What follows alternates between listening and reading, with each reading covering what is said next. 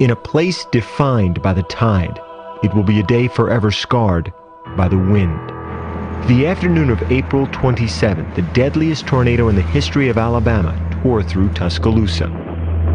Carson Tinker, Alabama's starting long snapper, was at home with his 2 roommates and his girlfriend, Ashley Harrison, when they sought shelter in a closet as the twister bore down.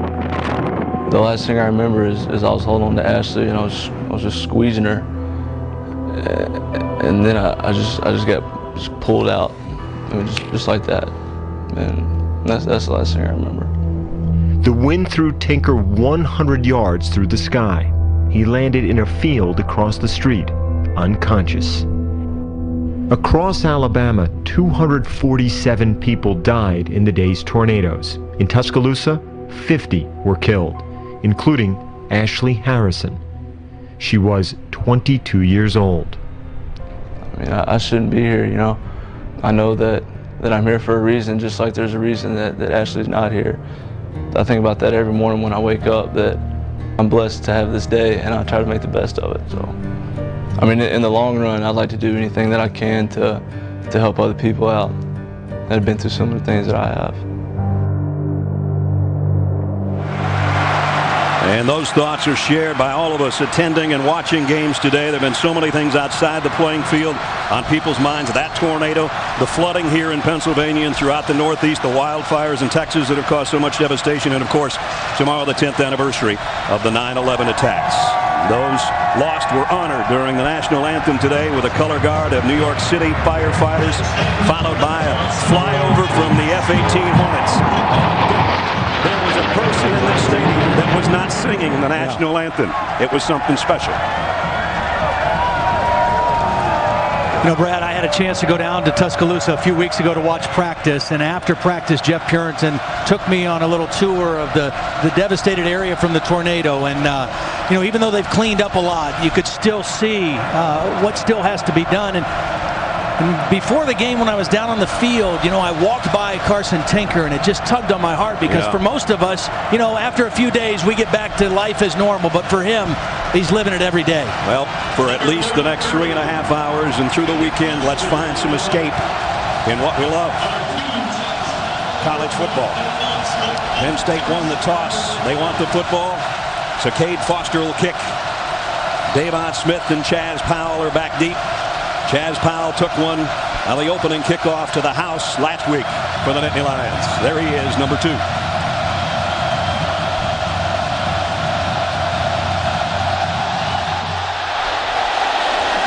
The kick will go to Smith at the 4.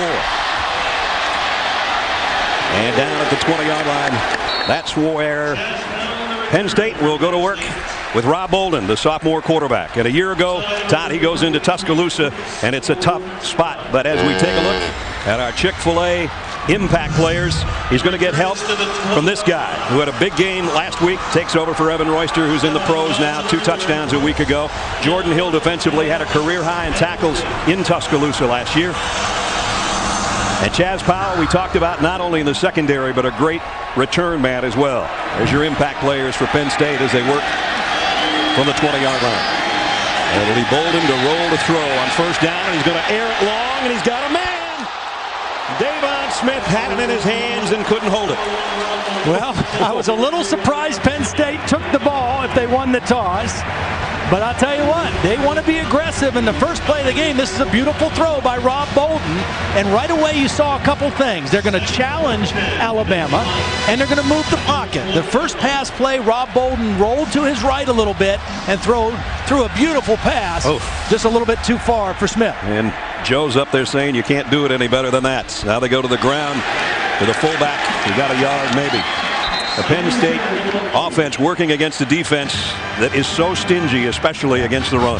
Well, and this is the problem. When you come out and throw on first down, as good as that looked and as close as it was, and then you get stuffed on second down, now you play right into the hands of this Alabama defense.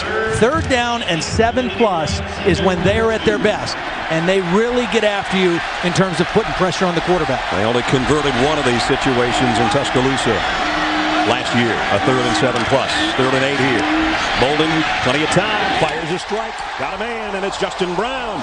So they're 1 for 1.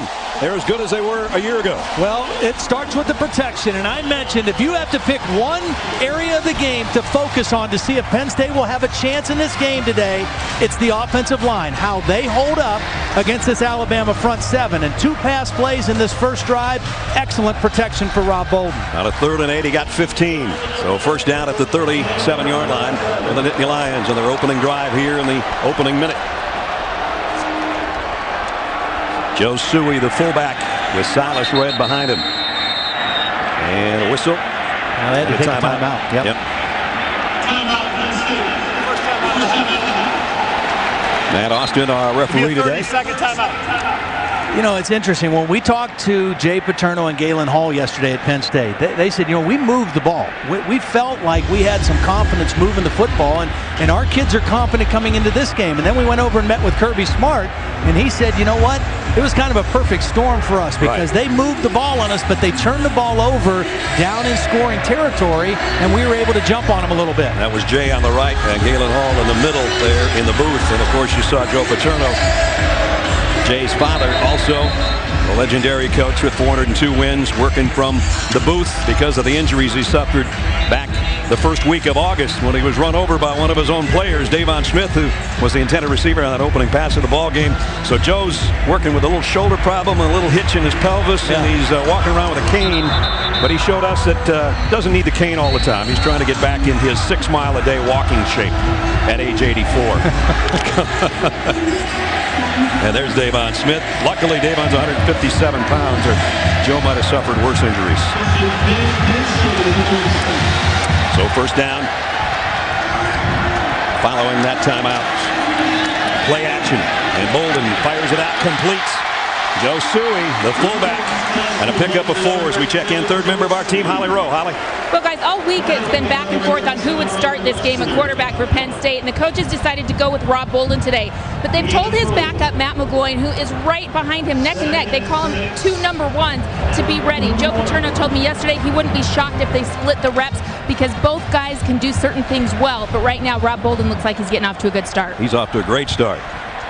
Second down and 6 at the 41. Red weaves his way to a first down. Nice run right up the middle. Out to the 49.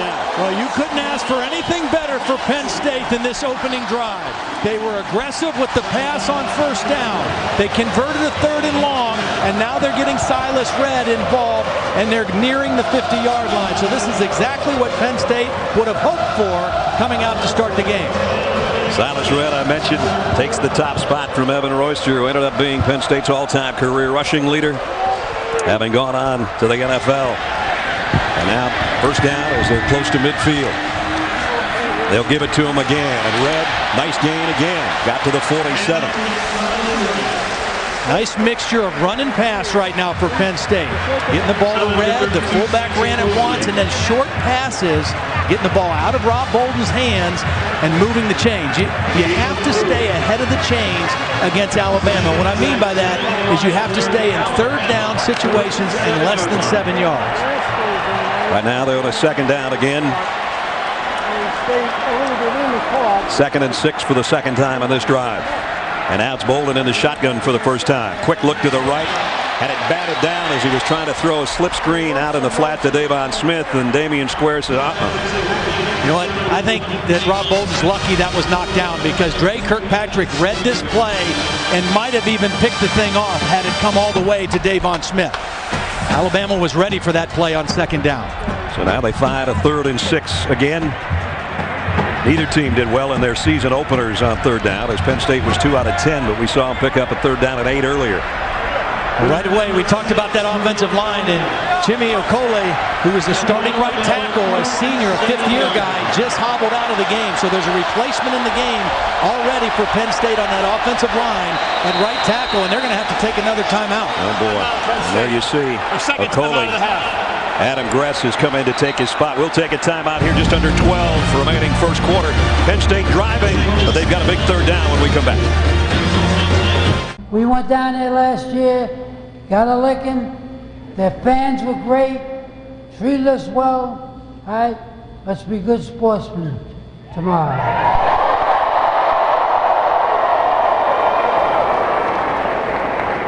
Now that doesn't mean we don't want to kick there. You know what?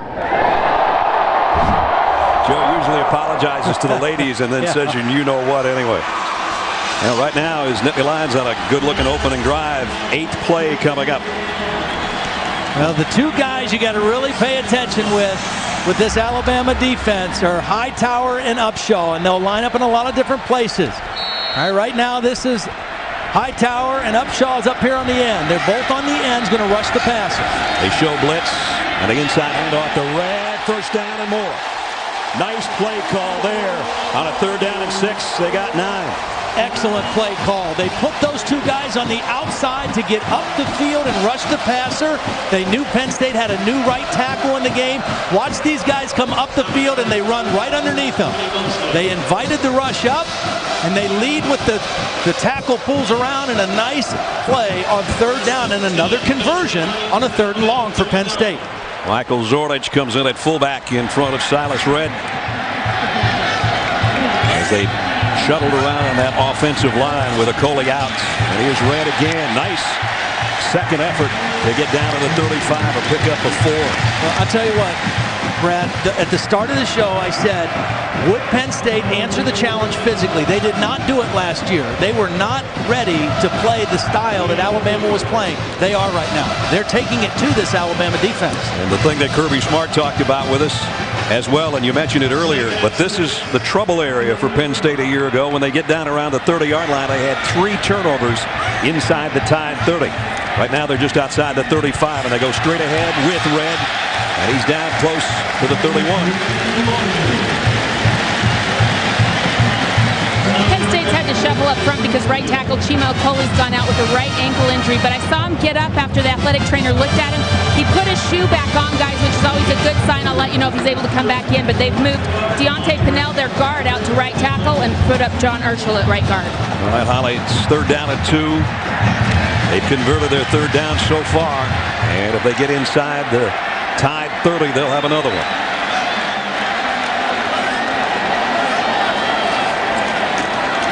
Red, he's close, but I don't think so. It looked like he was going to get it for sure, and then he got pushed back. I think Mark Barron's the guy that put the hammer down, and that happens to a lot of people that play Alabama. Now, Joe Paterno's up in the booth, and he's going to relay down to Mike McQuarrie and Tom Bradley, and the guys on the sideline, what they're going to do. There's Mike, former quarterback, and he's saying go. It's an interesting dynamic because not only is Joe Paterno up in the box, but Jay Paterno and Galen Hall, the two offensive coordinators and play callers, are also up in the box. So Mike McQuarrie is the receiver coach. He's down there on the field. And Tom Bradley, you could see, even though he's the defensive coordinator, he was getting over to take a look at how far they needed for the first down. Brandon Beecham's a little bigger tailback. He's in there right now. This is unbelievable. There goes another timeout. Delay game. Oh, delay game. Beg your pardon. That's not going to help him. Still 4th down. I thought they got the timeout called. And that chain of command, that might have cost them that much time. Well, it's just different. You know, again, you've got your head coach upstairs. You've got your 2 play callers upstairs. Everything has to be communicated downstairs. And you want to make sure you have the right play called because you've had a beautiful drive.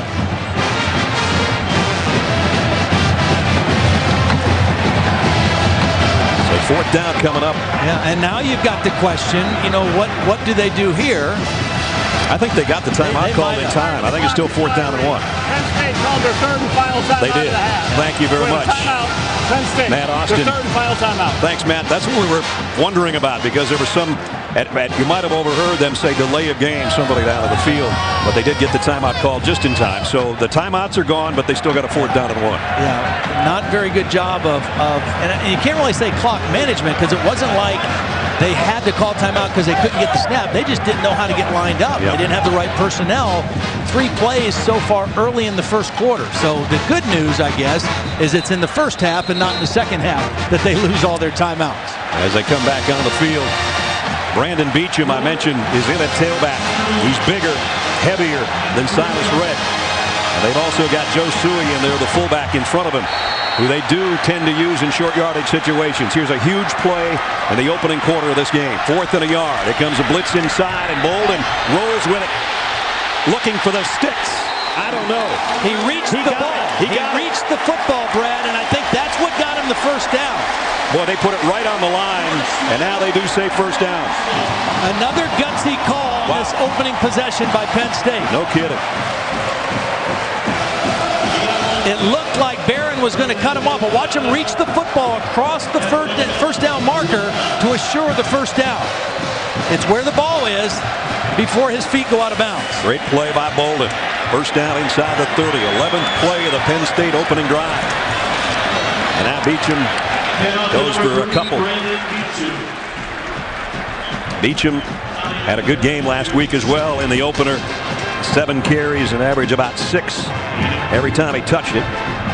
The current drive, 13 plays in over 6 minutes. Boy, talk about what a way to open on a gorgeous day. By the way, I was going to mention after Joe was talking at the pep rally, Dean DeVore is the PA guy, and he's also a meteorologist around here. He said there was a big storm center until Joe raised his cane right at the pep rally, and then he said the 2 storms went in opposite directions. As you can see, it's sunny and about 75 right now. Silas Red right into the middle of the pot. No gain this time, and now they're going to put themselves in that 3rd and long situation that Todd has said they don't want to find themselves in against this defense. And again, last year when these teams played in Tuscaloosa, there were 8 situations where it was 3rd down and 7+. They only converted 1, and both of Rob Bolden's interceptions came in those situations. They got pressure and hit him as he released the football, and they got 2 interceptions in this part of the field last year. They did pick up a 3rd and 8 earlier on the drive. Can they do a 3rd and 7 here? 4 receivers set as Bolden's in the gun.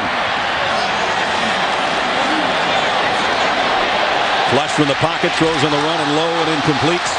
Intended for Justin Brown. And that'll bring out the field goal unit, which has been shaky at best for Penn State. So they drove in the length of the field, and now can they turn it into at least 3 points, or will a great-looking opening drive for Penn State go all for naught if Evan Lewis can't hit the field goal? He's 0 for 2 on the season. And he missed from 38 and 47 last week, and he also missed an extra point. This one will be from 43 yards out. Trying to pick up his first 3-pointer of the year. It would be big to end this opening drive. Lewis, kick on the way, and it is good.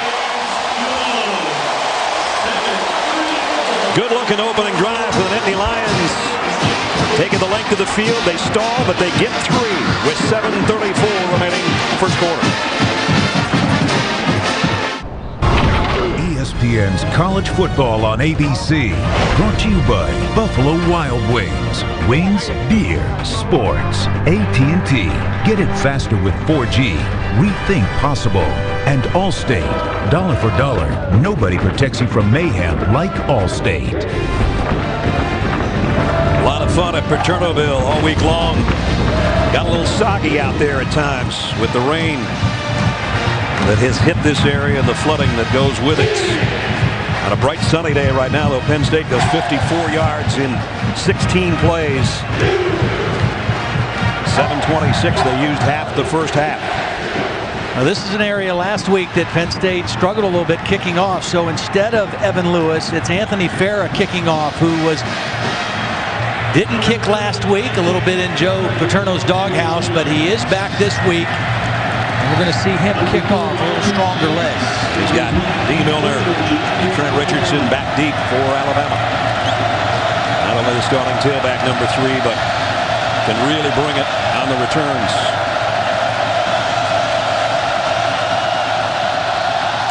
Fair's kick. High, and Richardson's going to snag it at the 6-yard line. And got out near the 30. 19-yard kick return for Trent Richardson. He'll stay right in there as we take a look at our Chick-fil-A impact players, because he's one of them. 144 yards on the ground last year in the win in Tuscaloosa. You can't talk about their defense without talking about impact players on the other side. Dante Hightower, one of the best linebackers in the country, and maybe the best safety. 2-time All-American Mark Barron is in the back end for the Tide. And here's A.J. McCarron making his second start of this young season from the 25-yard line. Richardson, whoa! Hit in the backfield, and he somehow got about 3 out of it. That was a head-on collision with Devin Still as we check in and get an update with Robert Flores. Robert. All right, Brett, Taco Bell studio update. Wild game in Ames between Iowa and Iowa State.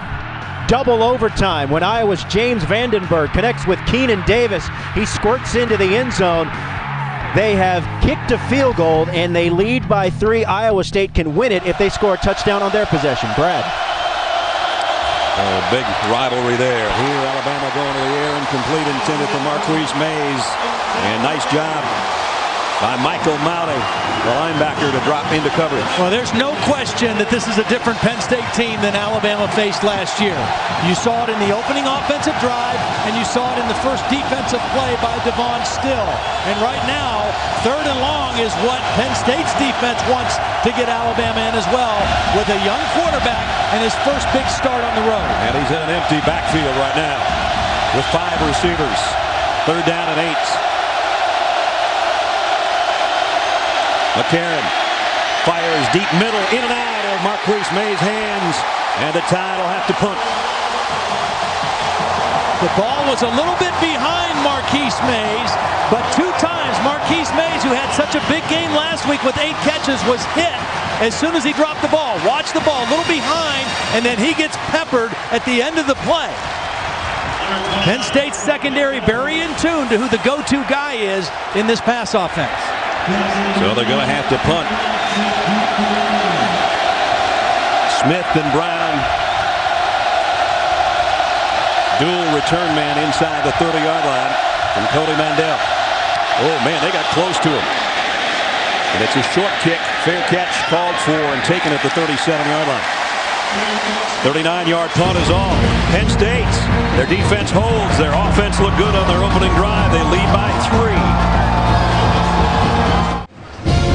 Tonight, the Wolverines play under the lights for the first time ever in the Big House. Michigan hosts the Fighting Irish of Notre Dame. College football presented by Hampton Hotels on ESPN and ESPN3 tonight at 8 o'clock Eastern Time. And also streaming live on WatchESPN.com and Watch ESPN app.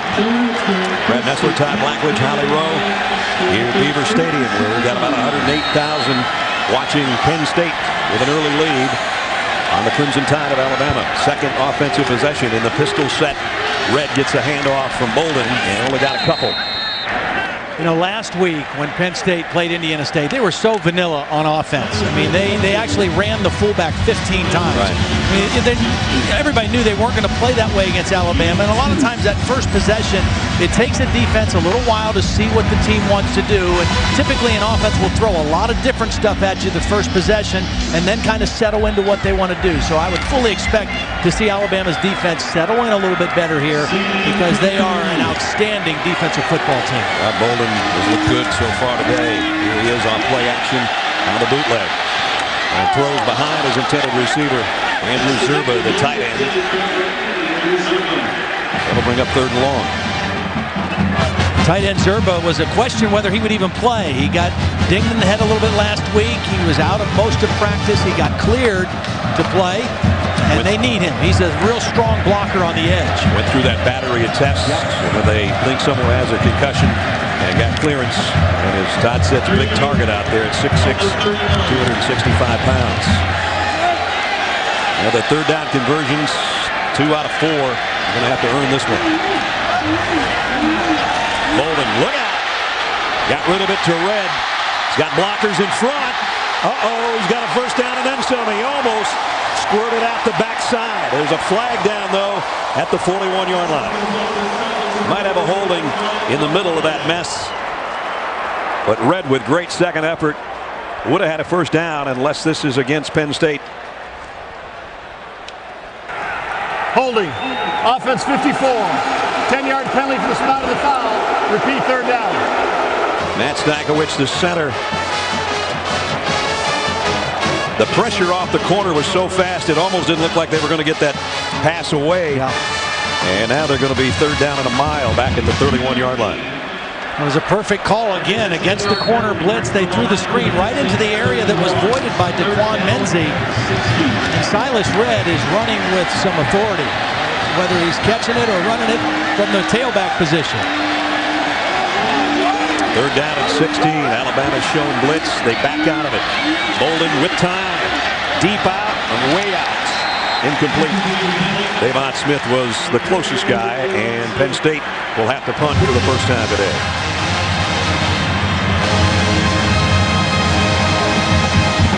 Alex Butterworth will come in. Marquise Mays will drop back deep.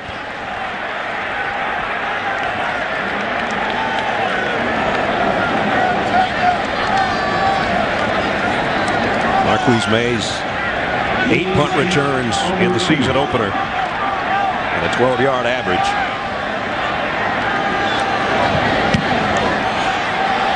And he might get a chance at this one. Runs up under the 32, and he's buried at the 32.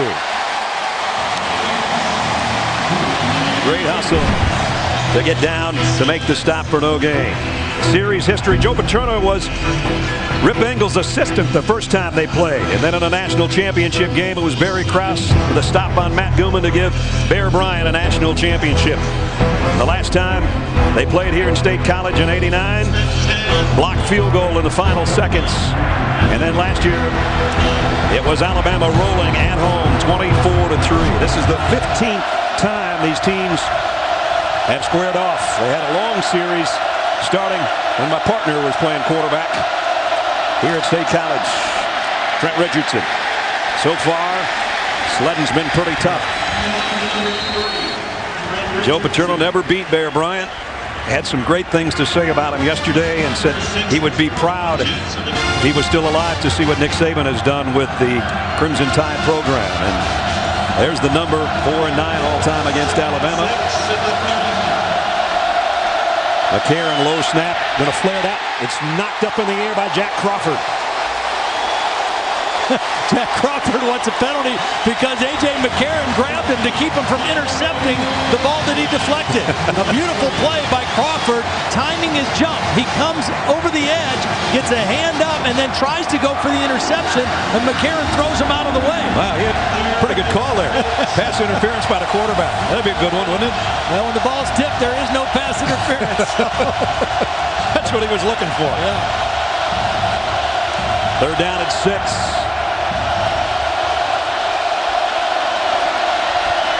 McCarron fires across the middle and throws a strike to Brandon Gibson. Let's just see if it's enough for the first down, though. Right at the marker. I think he's got it. Might have to be real close. Measure. Yeah, real close.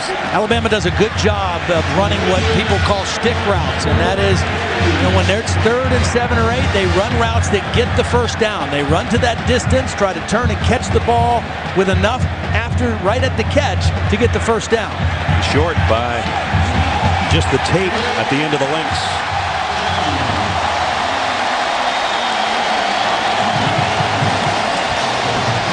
They're going to run right to that marker. Now, certainly they don't see the yellow line, but they know where the first down marker is. And credit Penn State for being right there and not allowing the receiver, Gibson, to fall forward anymore after the catch.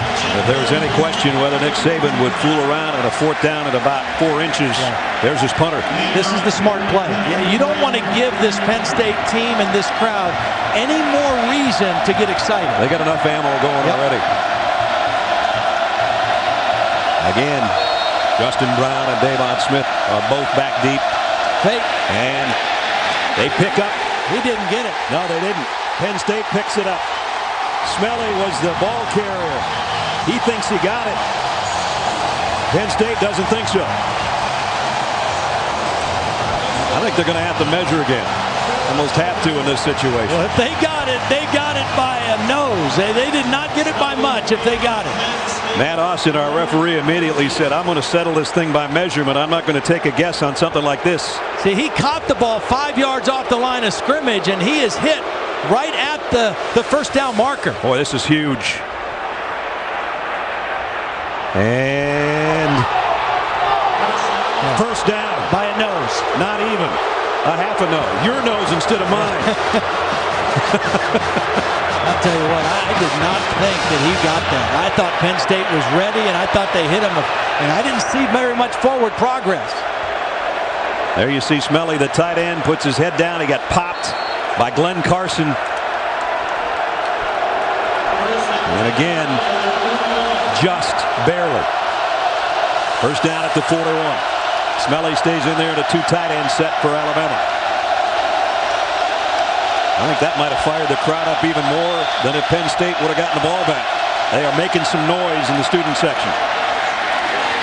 And Richardson got 2 or 3 as we check in with Robert Flores. Well, Brad, the Cy-Hawk Trophy goes to the Iowa State Cyclones. James White ends it in triple overtime. Iowa playing their first triple OT game in school history. They lose in Ames 44-41. And Ohio State, despite getting outgained by Toledo, wins 27-22. Up next for the Buckeyes, a home game with Miami. Boy, a huge win for Iowa State in that long-time rivalry.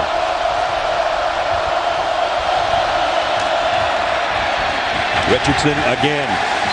Well, got a yard, that's about it. Yeah, last year, Trent Richardson played the bulk of the game. Mark Ingram was hurt. He had 144 yards. 93 of those yards came after contact. Penn State did a poor job tackling him, and you have to gang tackle him because he's big, he's strong, but he's built low to the ground.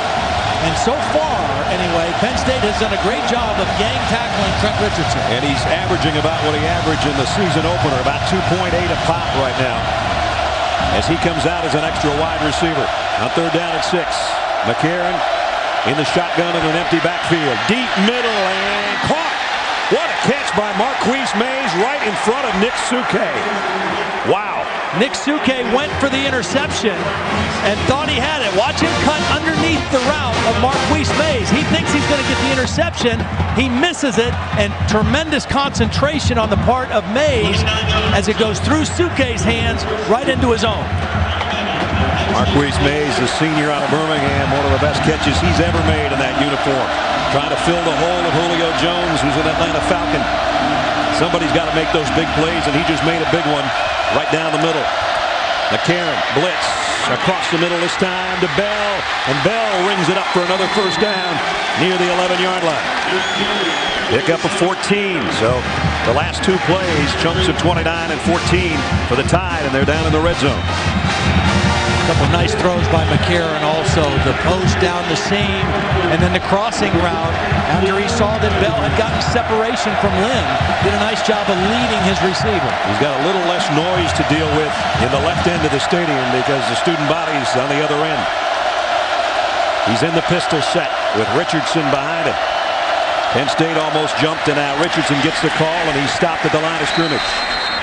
Gerald Hodges, the outside linebacker, closed in. Michael Mouty, the other outside backer. Devin Still, the captain, on the defensive line, all there to meet him.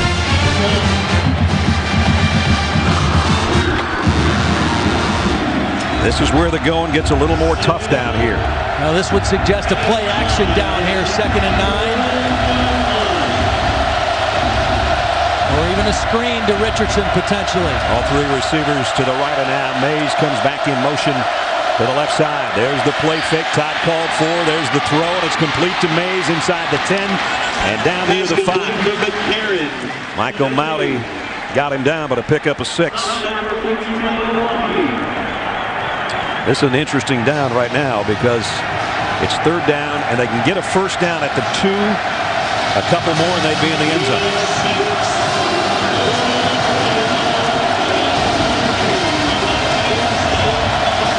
We'll call it 3rd and 3. Just outside the 5. McCarron again in a pistol set, but he's going to send Richardson in motion.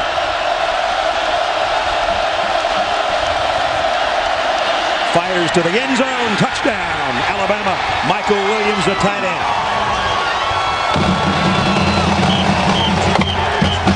McCarron, good-looking drive for him.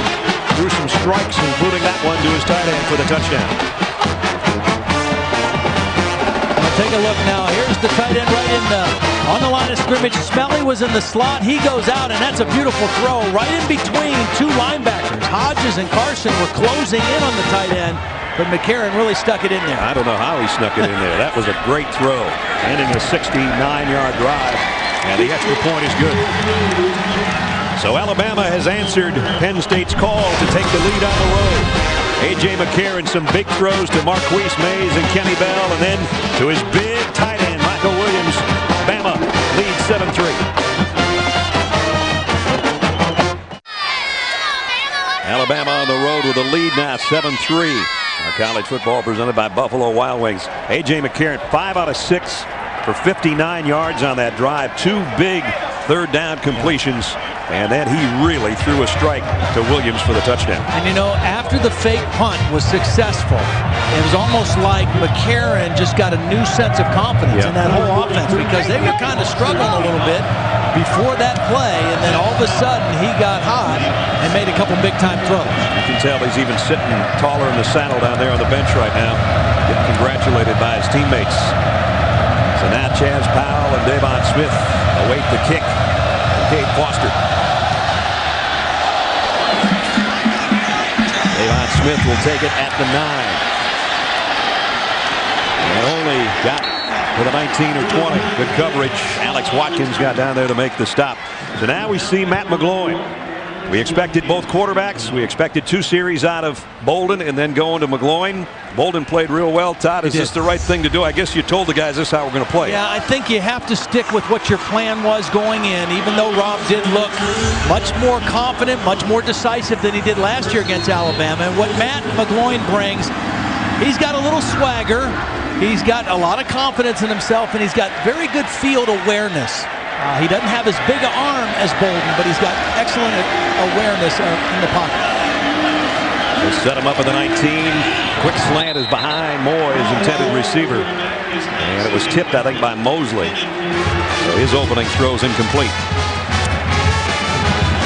The last time Matt McGloin faced an SEC defense, it didn't go so well for him against Florida in the bowl game. 5 interceptions. 17 for 41 on that day. In fact, the Penn State quarterbacks in their last 2 matchups against SEC teams, not good at all. Everybody else, not bad, but not against the SEC in Alabama and Florida. Oh, and now Red's leveled. And now that Alabama defense led by Mark Barron starting to get fired up because they know they've got Penn State deep in their own end. Well, and again, that first drive, they saw some new things. They had to adjust on the fly, but when you have a veteran defense, you can make those adjustments. They look settled in now. Good, hard-hitting first quarter.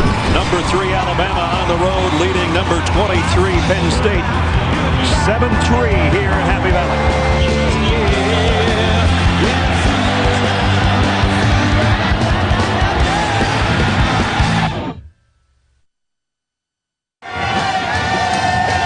Starting the second quarter, Alabama leading Penn State. And Penn State with a 3rd down and 9 to open up the second quarter. It's the 4th time in the game now. They've been 3rd and 7 or longer. They converted 1 of their first 3, but haven't been so successful since then. And again, this is the play, this is the time when Alabama's defense really makes it tough. Matt McGloin again is in at quarterback. And they're going to come with a pressure on McGloin. Throws and incomplete, intended for Smith. And Smith gets tangled up there with Dre Kirkpatrick. Fans were looking for a penalty, don't get one. Now, there was a lot of body contact and arm contact while the ball was in the air. Watch the top of the screen. Dre Kirkpatrick on Smith. The ball's in the air when they're still battling in there, and that could have been called something against Kirkpatrick. And had Smith turned around, that pass was pretty close to being on the money. Butterworth now to kick near his own 5.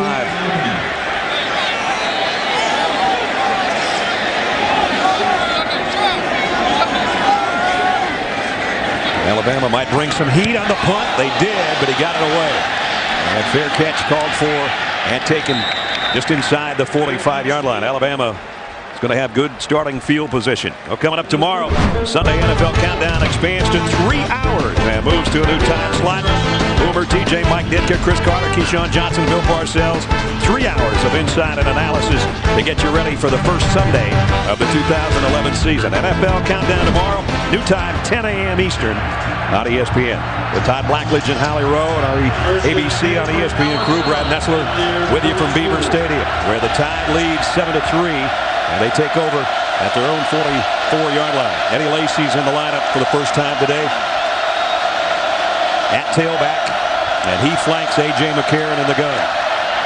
McCarron with the quick outs. Got it to Smelly, the tight end. Nice gain into Penn State territory as we check in with Robert Flores. Robert. Hey, Brad, for a second consecutive week, Auburn gets a close call. Hosting Mississippi State. 10 seconds to go. Chris Relf stopped inside the 1 by Ryan Smith. Auburn beats number 16 Mississippi State 41-34. Brad. Big game in the SEC. I thought Mississippi State would get that one today. Auburn hangs on. They're living the dream so far through 2 weeks. Second down and a couple. And it's Lacey. Cutting it outside, puts his head down. And he's going to be about a yard shy. Gerald Hodges, nice job by the outside linebacker. Knock him out of bounds. Trent Richardson on the sideline. We expected to see Lacey a little bit taller, maybe a little more wiggle to him. He had a good game last week in the opener. Actually more yardage than Richardson had. This is a really big third down and 1 for the Penn State defense. They spread him out now and put Brandon Lewis in as a big fullback in front of Lacey. He'll lead the way. Lacey's got a first down. Picked up 5. Let's check in with Holly. Well, guys, coming into this game, Alabama was in a similar situation to Penn State, rotating 2 quarterbacks with A.J. McCarron and Phillip Sims. But Nick Saban made the decision this week that he wanted continuity in this game for his offense in a very hostile environment. He was quick to point out that there's still competition at the quarterback position. They said normally their starter would get 75% of the reps in practice, but they are split right down the middle. But today is a rare situation. They want McCarron just so everybody's on the same page. Ledgey's handled it beautifully so far, I think. Yeah, he really has. Here comes a blitz. Screen pass should be the right play for Lacey. And a nice job, though, by Jordan Hill, who is one of our impact players, to get in there from defensive tackle and make the stop. You know, when I watched the film of their game the first week, I thought A.J. McCarron played better than Phillip Sims. I mean, he looked like he was a step ahead in his decision-making, played with a little bit more poise. He had 10 possessions, there were 5 touchdowns. He did throw 2 interceptions, but I understand what Nick Saban has saw in him and why he's going with one guy in this kind of an environment. McCarron's hit his last 7 passes. This time he hands it off. A good tough run again, this time by Trent Richardson, who just checked back in there on a 2nd down and 4. And he's got the first down. Yeah, and a couple runs behind that right side now. Anthony Steen, the right guard, and big DJ Fluker, the right tackle. One of the biggest guys in college football at 6'6", 340 pounds. You don't want to give Trent Richardson a head of steam because he looks like he's a little more warmed up. You saw him clapping after that last run to pick up the first down. Tom Bradley, defensive coordinator for Penn State, says, you know, he'll get 4, then 12, then 20, then a touchdown. So you got to watch out about getting number 3 warmed up. 1st and 10 just outside the Nittany Lion 30. On the stretch play, it's Richardson. And there he goes on one of those runs that I just talked about. All the way down inside the 10. 22 on that one. Well, this time they went to the other way. They went to the left. Behind the left tackle, Barrett Jones, and number 17, Brad Smelly, the tight end. Look at the tight end's block. Holds right on his man. Mahdi is blocked by the tackle, Barrett Jones. And you mentioned it. Once he gets into the second level of your defense, he is a difficult guy to tackle at 225 pounds. Alabama, 1st and goal. At the Penn State 8-yard line. With a 7-3 lead. Richardson fights his way to the 6. Got 2. Kyrie Fort made the stop defensively, number 11, the inside linebacker.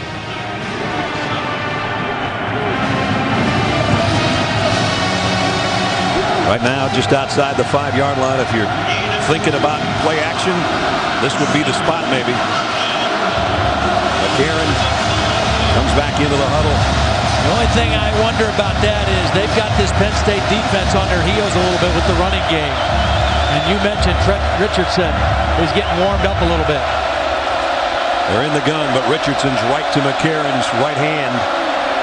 It's just a straight drop and a throw to the end zone, and it's over the head of the intended receiver, and Kyrie Fort might have gotten a hand on that. I'm not sure. He went airborne to make the throw high anyway from McCarron. The only reason I didn't like that call is because you had some momentum running the football, and it was second down. And now it's third down, and you almost have to throw in this situation. And Penn State will be a little bit more in tune to it. And the element of surprise on play action is gone.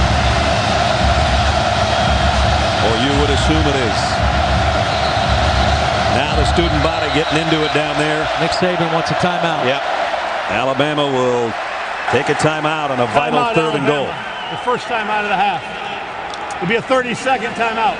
10:54 remaining in the quarter. And this is a vital time right now for Alabama. They don't want to miss an opportunity here.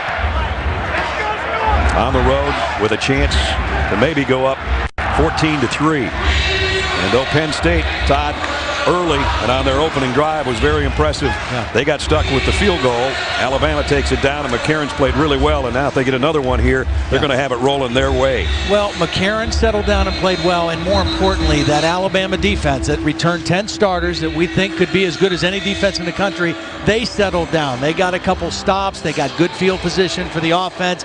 And again, by doing so, they've quieted this 108,000 people as well. You talk about 8 guys on their defense. Todd McShay, our own Todd McShay of ESPN, claims that Alabama's got 8 guys on their defense that are in the top 150 prospects to go in the National Football League. So they basically got an NFL defense out there. Right now, Penn State trying to come up with a defensive stop of their own. On a third down and goal. Big play for the Nittany Lion defense. McCarron in the shotgun. Here comes the pressure. He's flushed out of the pocket. He's going to have to tuck it, and he won't get anywhere except to the 4-yard line. Nice job in coverage and with the rush by Penn State. Devin Still and Michael Maudie bring him down, and Alabama will be held to a field goal try. Big stop for the Penn State defense. They needed to hold them to a field goal attempt. And Jeremy Shelley will come in to try it. McCarron to hold. Shelley's 2 for 2 on the year. There's his numbers from last season. 22-yard field goal attempt to try to make it a touchdown difference. Kick on the way, and he just tucked it inside the right upright. Field goal is good. Alabama and Nick Saban add to their lead. 10:08 remaining first quarter, and now 10-3 Alabama. That's the last chance for drivers to make the chase for the NASCAR Sprint Cup. Dale Earnhardt Jr., Tony Stewart fighting for their postseason lives, and Denny Hamlin and Paul Menard look for a victory to lock their spot in the chase. NASCAR Sprint Cup Series at Richmond tonight. Coverage starts basically when we're done playing football here, 7 o'clock Eastern time. So after a 52-yard drive, Penn State's defense comes up with a stop and forces the field goal by Shelley. Alabama 10, Penn State 3. Just over 10 minutes remaining in the second quarter. Cade Foster set to kick away to Chaz Powell and Davon Smith. Again, Powell's got 2 career kick returns for touchdowns, including one in the opener last week. These guys have kind of fought over these returns the first couple of kicks. Let's see if we have a decisive choice here. It's going to be Chaz Powell at the 10. The return onto the right, and now he cuts back in the middle, and he only got to the 20-yard line. D. Milner, nice job on the special teams to make the stop. Well, the guys on this defense, Courtney Upshaw, a linebacker who's 270 pounds. You've got Dante Hightower, who's 265 pounds. And then you got the safety, Mark Barron, who's 220 pounds. These 3 guys are the heart and soul of this defense, and they may be at their position as good as anybody in college football. So that's what you're dealing with if you're an offense going against these guys. And not only are they talented, they play hard every play, and they're so experienced. They've played so much ball, they understand this defense inside and out. Almost not fair having linebackers that weigh 270 pounds. McGloin on the give. The red got 4. Penn State trying to reestablish their ground game with Silas Redd. Well, and again, first down is so critical to be successful against this defense. You know, I love passing on first down, but if you come up incomplete throwing on first down and it's 2nd and 10, you are behind schedule against this defense. So a run for 4 yards is a huge win. Here's Penn State going no huddle for the first time this afternoon. Again, they're in the eye with Suey, the fullback. 2nd down and 6. Like a little bit of confusion in the backfield. Red only got about a yard. Looked like McGloin was turning one way and he was going the other. Well, Alabama does a good job of waiting until you get set and maybe make a check and then switching to a different defense. And I think what happened to Matt McGloin there was he wanted to check again and realized he didn't have time, and they had a negative play. Did a pretty good job just to get over there to get the handoff. There's Bolden, who started the game. It was very impressive on the opening drive that netted the field goal and gave him a 3-0 lead. McGloin, the junior, out of Scranton, Pennsylvania. Now he's going to set up Joe Suey to his right, which is where the pressure's coming from. McGloin fires and trying to tuck it in there, and it's incomplete as Dre Kirkpatrick makes a nice play on the ball to knock it down. Well, you can just feel this Alabama defense like a boa constrictor starting to tighten up on this Penn State offense. And that time, even if the ball was caught, it was going to be short of the first down marker. And that's what this defense does to you. They squeeze you, and they don't give you any free plays. The Restrictors, I like that, is their defensive name. Marquise Mays waiting on the kick from Alex Butterworth. 3rd straight time Penn State held without a first down. And this punt takes a Penn State bounce. Very good one inside the 30-yard line. That's where Alabama will have it, leading by a touchdown. We've got 8:24 remaining in the first half with Alabama in front by 7. ESPN's College Football on ABC, brought to you by Dr. Pepper. With 23 flavors, Dr. Pepper is always one of a kind. Ford, drive one. And Taco Bell, think outside the bun. From Mount Nittany in the background and into Beaver Stadium in front of 108,000, Alabama leads 10-3. Coach's Trophy is here, presented by Dr. Pepper. All leads up to the All-State BCS National Championship game. Wouldn't these two teams love to be there? A lot of people think Alabama's got the power to be. They came in ranked 3rd in the country against number 23 Penn State. They've got the lead as they start this drive here with 8:24 to go in the half. Oh, Trent Richardson's leveled by Devin Still. Well, similar to the first play of the game. A handoff to Trent Richardson. Devin Still, quick off the line of scrimmage and into the backfield for a big play. He's going to come right through the guard and right into the face of Trent Richardson. That is a quick, big man making a big play behind the ball. Loss of 5. 2nd down at 15. McCarron with 3 wide receivers. Penn State showing blitz. They back out of it. They'll go with a quick opening draw to Richardson, and he only got a couple. And now Penn State's defense got Alabama right where they want them. Devin Still has had a huge first half. The captain of the defense, 310-pounder out of Wilmington, Delaware. Right now he's going to go out. They're going to bring in their pass rush group and their nickel package because it's 3rd and 13. And if you're A.J. McCarron here, now you have settled down. You got to be smart with the football here on 3rd and 12. Marquise Mays has been his big play receiver. You see him in motion toward the line of scrimmage. The pass is out in the flat to Richardson. He turns around and sees nothing but a pride of lions, led by Nate Stuper. And Alabama's got to kick it. Not only was that a good stop for Penn State, but it should give them decent field position after the punt here. And again, in a game like this with two defenses playing pretty well, field position is critical, and that's all the business of the special teams. Mandel to punt. around his own 15-yard line. High snap and a bad punt off the side of his foot. But it takes an Alabama roll. It's going to be scooped up by Justin Brown, and somebody called fair catch, I think.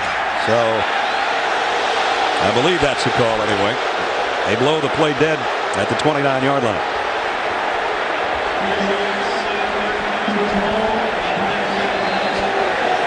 Chaz Powell's out there talking to the official, and Matt Austin says timeout. We'll take it along with him.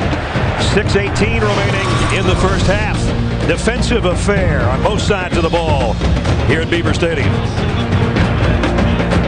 A little over 6 minutes remaining till halftime, and time for our Aflac trivia question for today. How many Alabama head coaches have taken the field for the Tide since Joe Paterno became Penn State's head coach? Think it over. There's one of them. There's Joe, all 402 wins. If you're wondering where the glasses are, Joe is nearsighted, so he can see the field fine without the legendary glasses that so many people don around here as sunglasses. At the 29, Bolden back in and has it batted down at the line of scrimmage on a 1st and 10. Now, again, after that first drive where Penn State gained 54 yards, the last 3 drives have only netted them 10 yards. And you can just feel that Alabama defense settling in.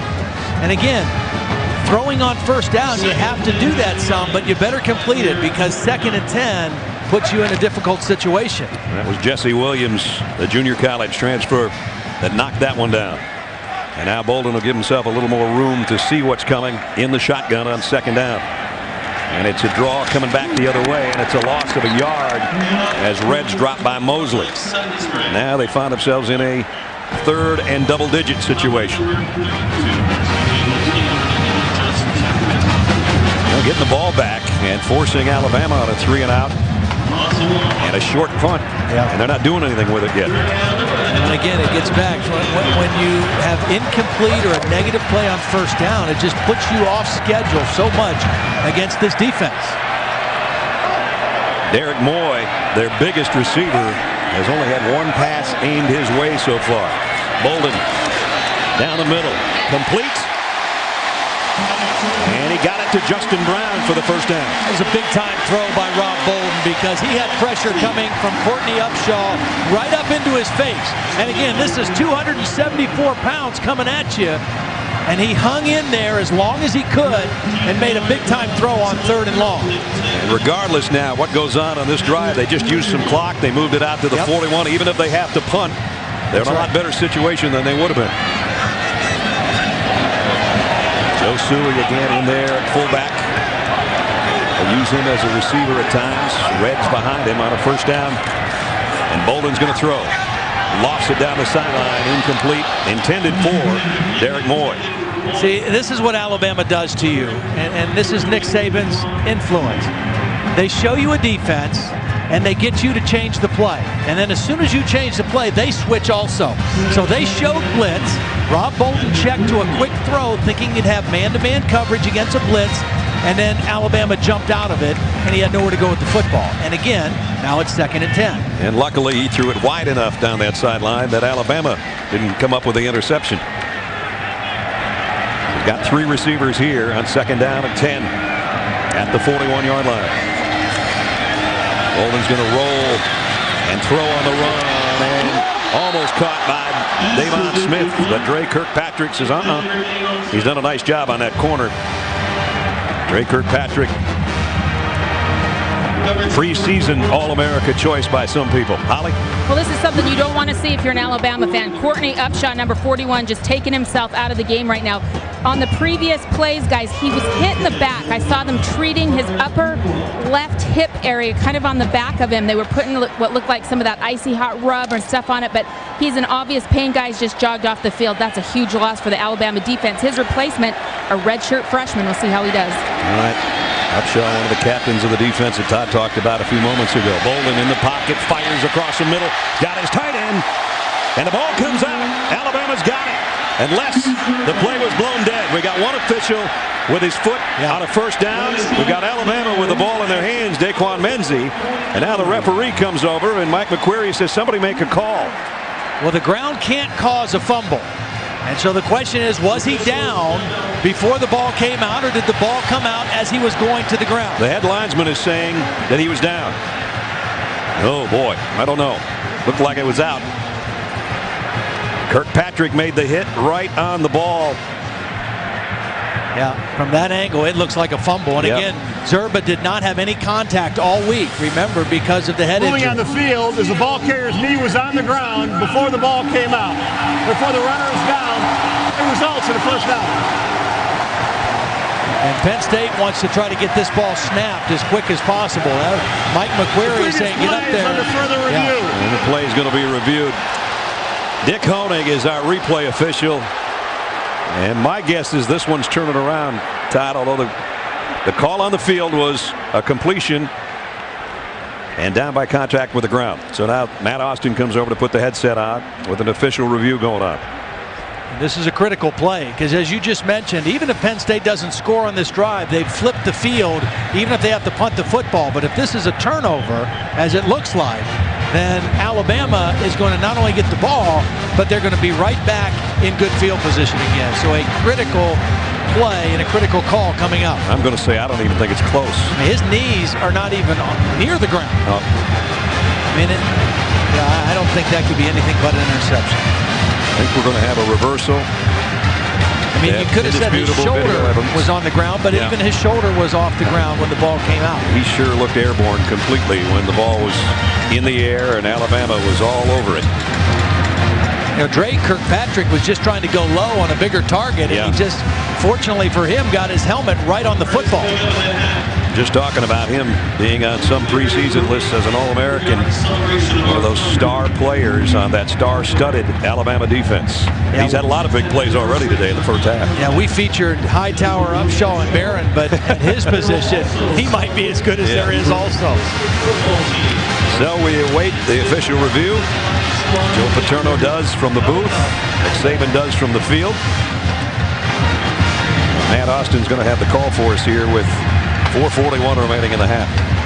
Now, I think whichever team gets this call, the play to go with would be a play action and take a shot deep. I think if Alabama gets it, you try to stick a stake in them right now with a big play. If Penn State gets the call, they go deep. The ruling on the field is the ball was fumbled before the runner was down, and there was a clear recovery by Alabama.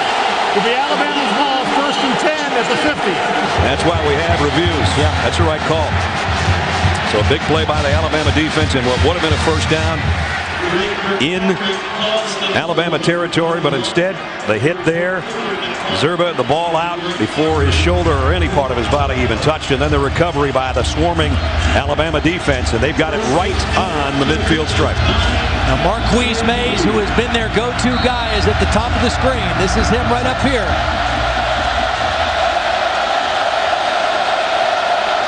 First down following the turnover. McCarron in the shotgun. He's looking Mays' way, but he's going to have to come up short to Trent Richardson, his safety valve. And Richardson got about 6 before he lost his helmet on the hit by Michael Mauti. See, this is what McCarron did not do last week in the first game. This was a call to throw the ball down the field.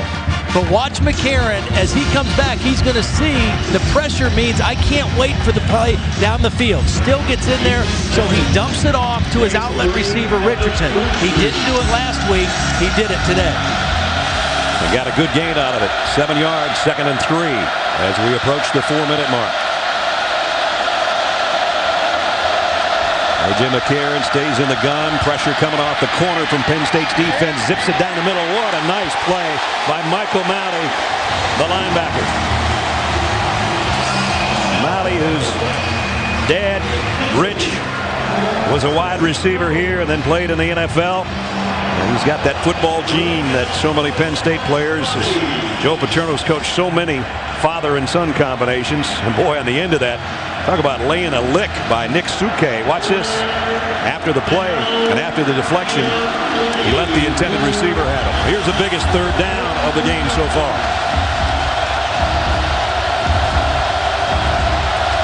And the Penn State crowd knows it. That's Mays that was in motion. Now he sets up on a wing to the right on 3rd down and 3. McCarron, the quick throw is complete. Got it out. And a first down to Kevin Norwood. That's his first catch of the day. McCarron looks very poised today. You know, on the road, first big test, a much different opponent than he faced last week in Kent State, and he looks very decisive with the football. You know, everybody's saying, well, what do you mean it's his first start? Who did he take over? Greg McElroy was 24-3 as a starter at Alabama, and he's on injured reserve right now, the New York Jets. So there was a lot of leadership. This guy might have a considerably bigger arm than Greg, but nobody's got more brains than McElroy had running the show. First down at the 37. Here's the stretch to Richardson. Nice run by Trent Richardson, one of the best he's had. 5-yard pickup. We check in with Robert Flores. Hey, Brad, right now Duke is giving Stanford all they can handle on ESPNU. Cardinal up 10-0 until Andrew Luck is picked off by Lee Butler, who takes it the other way. Blue Devils have lost 42 consecutive games against ranked opponents, but late in the first half, they're down just 3. Meantime, East Carolina up on Virginia Tech 7-0. That one also late in the first half. All right, Robert, thanks. Keep us posted. 2nd and 5 here. Alabama with a touchdown lead, trying to add to it before halftime. And it's Richardson weaving his way near the first down marker, but a yard shy with 2.5 to go in the half. So a big third down. It's like the crowd just took a big deep breath thinking, okay, we got to really go here on 3rd and 1. Especially the student section in the end zone. Now the pom-poms come out. As soon as Alabama breaks the huddle, the noise will begin again.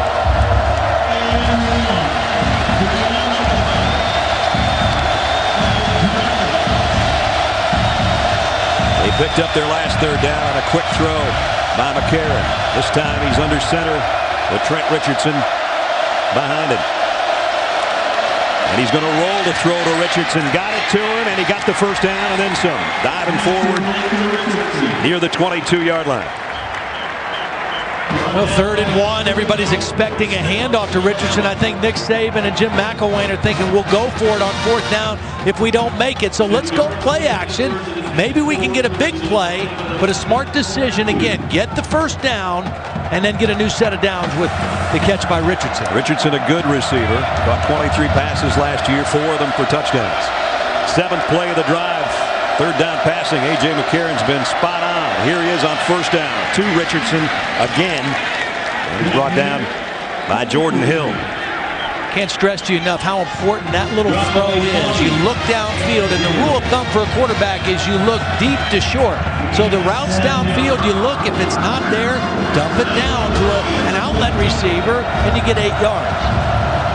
2nd down and short. McCarron looks to his right and fires to the end zone and almost intercepted. It was intended for Smelly, and Mike Hull, the outside linebacker, got a hand on it. Boy, how big is this, Ledge? We're under a minute. Here's the throw again, but go back to the fumble. Yeah. Penn State would have been in Alabama's end. They may not have gotten points, but they would have pinned him with a punt. But now they're trying to prevent more scoring here. 3rd down and 3, Alabama.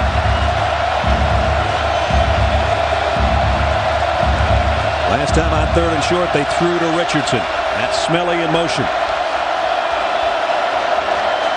McCarron to the middle and inside the 5. It's 1st and goal to Kevin Norwood. And again, McCarron threw a strike and a 12-yard pickup. Well, let's credit this offensive line for Alabama, too, because McCarron has got a lot of time to sit in the pocket and read down the field. He moves slightly to get a better window, and then again, right on the mark with that 3rd down pass. And it's 1st and goal. McCarron's hit 5 different receivers on 3rd down. This 47-yard drive has got him set up maybe for another touchdown here. Trent Richardson on the carry. And he's in. Touchdown. Tied. Well, you can't do it much better than that for Alabama. You get the turnover, you move the ball down the field, you score. And you use clock. You use clock, and you get the football first to start the 2nd half. So momentum is all on Alabama's side right now. Trent Richardson's 4th rushing touchdown of this young season. Is under further review. We're going to take a look at the last play. Richardson's touchdown run, as it was called on the field.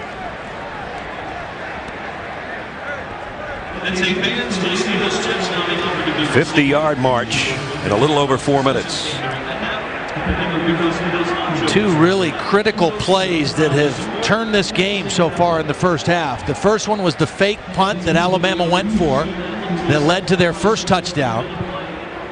So we take a look at this Richardson run again, and then the turnover there that gave Alabama the ball right here at the end of the first half. Yeah, there's no doubt, I don't think, on that one either. You can see Richardson half his body, and both officials right on the goal line immediately signaled touchdown. But much like the fumble that led to this score, they're wisely looking upstairs to the replay officials. 35 seconds remaining in the half. Alabama an extra point away from a 2-touchdown lead here late in the second quarter. Well, one thing Trent Richardson does know how to do is find the end zone. Last week he didn't have good numbers, 37 yards on 13 carries, but 3 touchdowns. After review, the ruling on the field stands. Touchdown. Very methodical that time. Yeah. Good running by Richardson. They were 3 for 3 on third downs, but get this, 2 of the third downs were 3rd and 3, and one of them was 3rd and 1. And on the 3rd and 1, they threw it to Richardson. Yeah. Mixing it up nicely. Jim McElwain and the offense. Spotting the number 3 team in the country, a 2-touchdown lead before halftime is not what Penn State was hoping for after they had the opening 3 on their opening drive. So 17 unanswered points if the Shelley extra point goes through. And it does. 35 seconds remaining in the half. It's quiet in the crowd, that's for sure. Tide rolling right now, 17-3 on Penn State. A little bit earlier in this quarter, we asked you our trivia question for the day, and it was, how many Alabama head coaches have taken the field for the Tide since Joe Paterno became the Penn State head coach? We gave you time to think it over. There was 8. Bear Bryant, Ray Perkins, Bill Curry, Gene Stallings, Mike DeBose, Dennis Francione, Mike Shula, and now Nick Saban. The reason we asked that because Mike Price made a pit stop in Tuscaloosa there just for a little while, or it would have been 9. There's been 855 coaching changes in college football, 885, I beg your pardon, since Joe Paterno took over as head man. That's a lot of changes. And the score just changed again on that touchdown run by Trent Richardson. 17-3 now. And remember, unless they get a great kick return rather, by Penn State, I don't think the Nittany Lions are going to get too cute because they used all their timeouts way earlier in this half.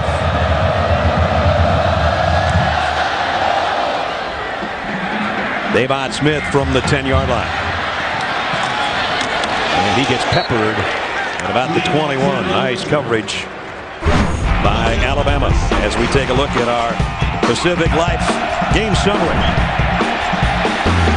On the fake punt, Smelly was given the first down by the nose of the football. That led to a touchdown as Michael Williams, the other tight end, scored.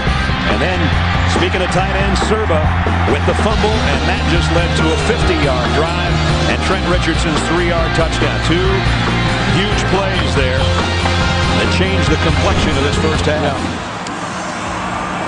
Yeah, that fake punt, ever since that play, A.J. McCarron just really woke up at quarterback. They're going to let Bolden throw at least a middle screen, but he overshot everybody. He tried to sneak one out there to Silas Redd, and he really never found a spot to catch the ball. Now, the problem for Penn State after that first drive is they started to not have any success on first down. They averaged right around 2 yards per play on first down for this entire first half. And again, against this defense, it's very difficult. Their quarterback's throwing the football 1 for 6 on first down. And that leads to 2nd and 10, and that leads to trouble against this defense. And that leads to a counter play to Redd. He tried this one earlier, didn't get much. This time they got about 7, but the clock will wind down, and that might be it for the first half. So Penn State, their opening drive took them basically the length of the field. They had to settle for a field goal. They were in Alabama territory before Serba's fumble again, and that turned in to an Alabama touchdown late in the second quarter. And that's where we're going to be at halftime. Number 3 Alabama here on the road. Their fans mostly in the upper left end zone cheering their team as they lead by 2 touchdowns. And we check in with Holly. Well, Coach Saban, let me take you back to just your second possession of the game. What factors did you consider before you put that fake punt on? Well, we missed a hole on the punt. The guy ran an inside a double teamer. Would have had a good play, and I just felt like we weren't doing much offensively. We need to change the momentum of the game, and even though we didn't run the play right, we lucked out and got a first down and led to a scoring drive.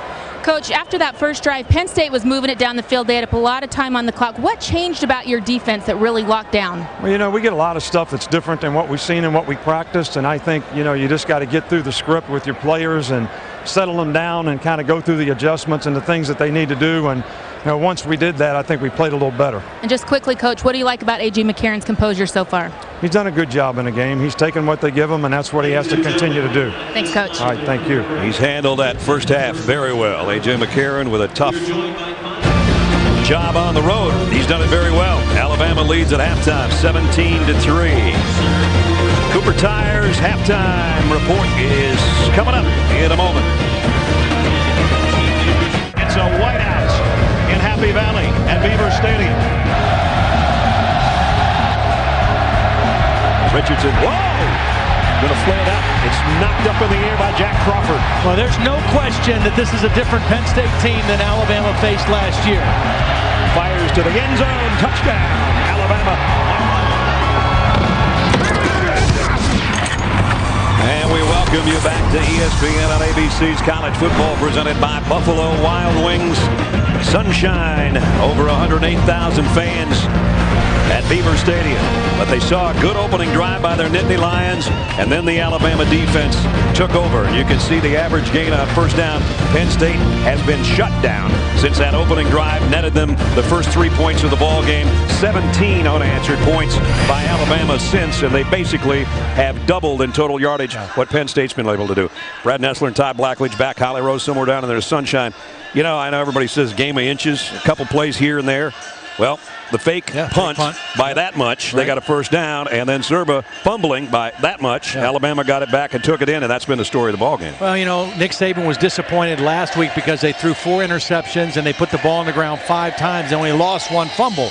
Well, they protected the ball today, and that turnover right at the end of the first half was critical because 10-3 at halftime for Penn State is a whole different deal than 17-3 against a team this good on defense. This good on defense, and that's been the story so far. That opening drive, they have settled in, and they've become the monster we know they are. Yeah, I mean, they're just strong at every level. And again, after that first drive, Nick Saban told Holly they had to make some adjustments and settle down. And when you have so many veterans on your defense, it's easy to make those adjustments and not panic. And that's what they did. They just started to squeeze this Penn State offense after that first drive. I know you talked to Joe Paterno at halftime. Yeah, he was a little disappointed that his receivers didn't play as aggressive as he wants them to. He thought they were a little intimidated by this Alabama defense, and he just thinks they need to play better. I think he wants to see a little bit more of Matt McGloin in the second half. But, you know, he's one of those guys where he said, hey, you know, those turnovers, you talk about them all the time. That turnover right at the end of the half was a critical one for us. They had 3 big ones last year in Tuscaloosa. A couple of situations here where they've given Alabama the edge and the lead and the football to start the third quarter as D. Milner and Trent Richardson go back deep. Dante Hightower and company, they've been sensational since that opening march by the Nittany Lions. So we'll see if Penn State at home can come back against the number 3 team in the land. Ferris kick down to the 1-yard line. And it's Milner across the 20, trying to bounce it outside. He'll be level at about the 22. You know, you mentioned the fake punt, and ever since the fake punt, A.J. McCarron just kind of settled in and locked in on offense. Now, credit that offensive line for giving him excellent protection. He was not sacked in the first half. 13 of 19, 110 yards, and he completed passes to 8 different guys. So that tells me he's seen the field, he's comfortable, he's relaxed, and he's confident throwing the football. And I don't think that Nick Saban and Jim McElwain could have expected anything better out of A.J. McCarron than they got in that first half. There's his numbers, 110 yards, no mistakes. Here comes a blitz on First down, and McCarron's flushed out of the pocket, will throw on the run and completed it to Williams. And they got 5 out of that as we check in with Holly. Well, guys, the first half was winding down over here on the Penn State sideline. Things were pretty subdued. It was like the air was starting to go out a little bit. But when they just came out onto the field and were in that tunnel, they started chanting, jumping around, and they had a lot of juice coming out. There's still a lot of energy left in these Nittany Lions. But some of the guys on the sidelines here were talking. They said they'd like to see one of their quarterbacks get in a rhythm like A.J. McCarron of Alabama has. They don't care who it is, just somebody who can get in a rhythm. Here's McCarron on a handoff. Richardson hit. Only a yard gain. Nice job. Drew Astorino, the captain and the secondary leader back there, made the stop, and it brings up third down. So they could force a 3 and out here to open things up in the third quarter. They'd be in good shape. Well, not only would they be in good shape, they would also get this crowd back in the game. Right. And they need to do that. They need to give this crowd something to get excited about. There's where the student section's got to come into play as you look at them. From one end zone to the other. They're right behind A.J. McCarron, who's got a 3rd and 4. Marquise Mays in motion. And McCarron from the shotgun has it batted in the air. And much like earlier by Jack Crawford, it's Eric Lattimore this time. So they do force the punt. Well, sometimes when you have a running back blocking against a defensive end, it's a mismatch, and Trent Richardson tried to cut him at his legs and went right between his legs. And Lattimore did a nice job of maintaining his balance and getting a hand on the football. Cody Mandel to punt, and Davon Smith and Justin Brown wait on the other end. So the defense did its job. Let's see if the special teams can come up with a play. Kick is high and short. Fair catch taken at the 38-yard line by Justin Brown. So only a 34-yard punt, no return. Sunday NFL Countdown returns though tomorrow and expanded to 3 hours. Chris and TJ and Mike, Chris, Keyshawn and Bill, 3 hours of insight and analysis for you, getting ready for the first Sunday of the 11th season. And on ESPN2 tomorrow morning, Outside the Lines, followed by the Sports Reporter, Sports Center at 11, and Fantasy Football Now at 11:30. It's a big day on ESPN and ESPN2 tomorrow morning. This is the guy that's got to get going for Penn State. Derek Moy, very quiet. Here's Bolden on play action, and the pass is complete to Derek Moore. Right on cue from Todd Blackledge, and a pickup of 11. That's his first catch. He's too good of a player and too talented of a guy to go through a first half and be invisible. And they've got to get some production out of him, and it's a good way to start the second half with a nice throw and catch. He's a big target, 6'5", 210 pounds. Kind of got that Joe Juravicious look to him. And his catch gets him near the midfield stripe.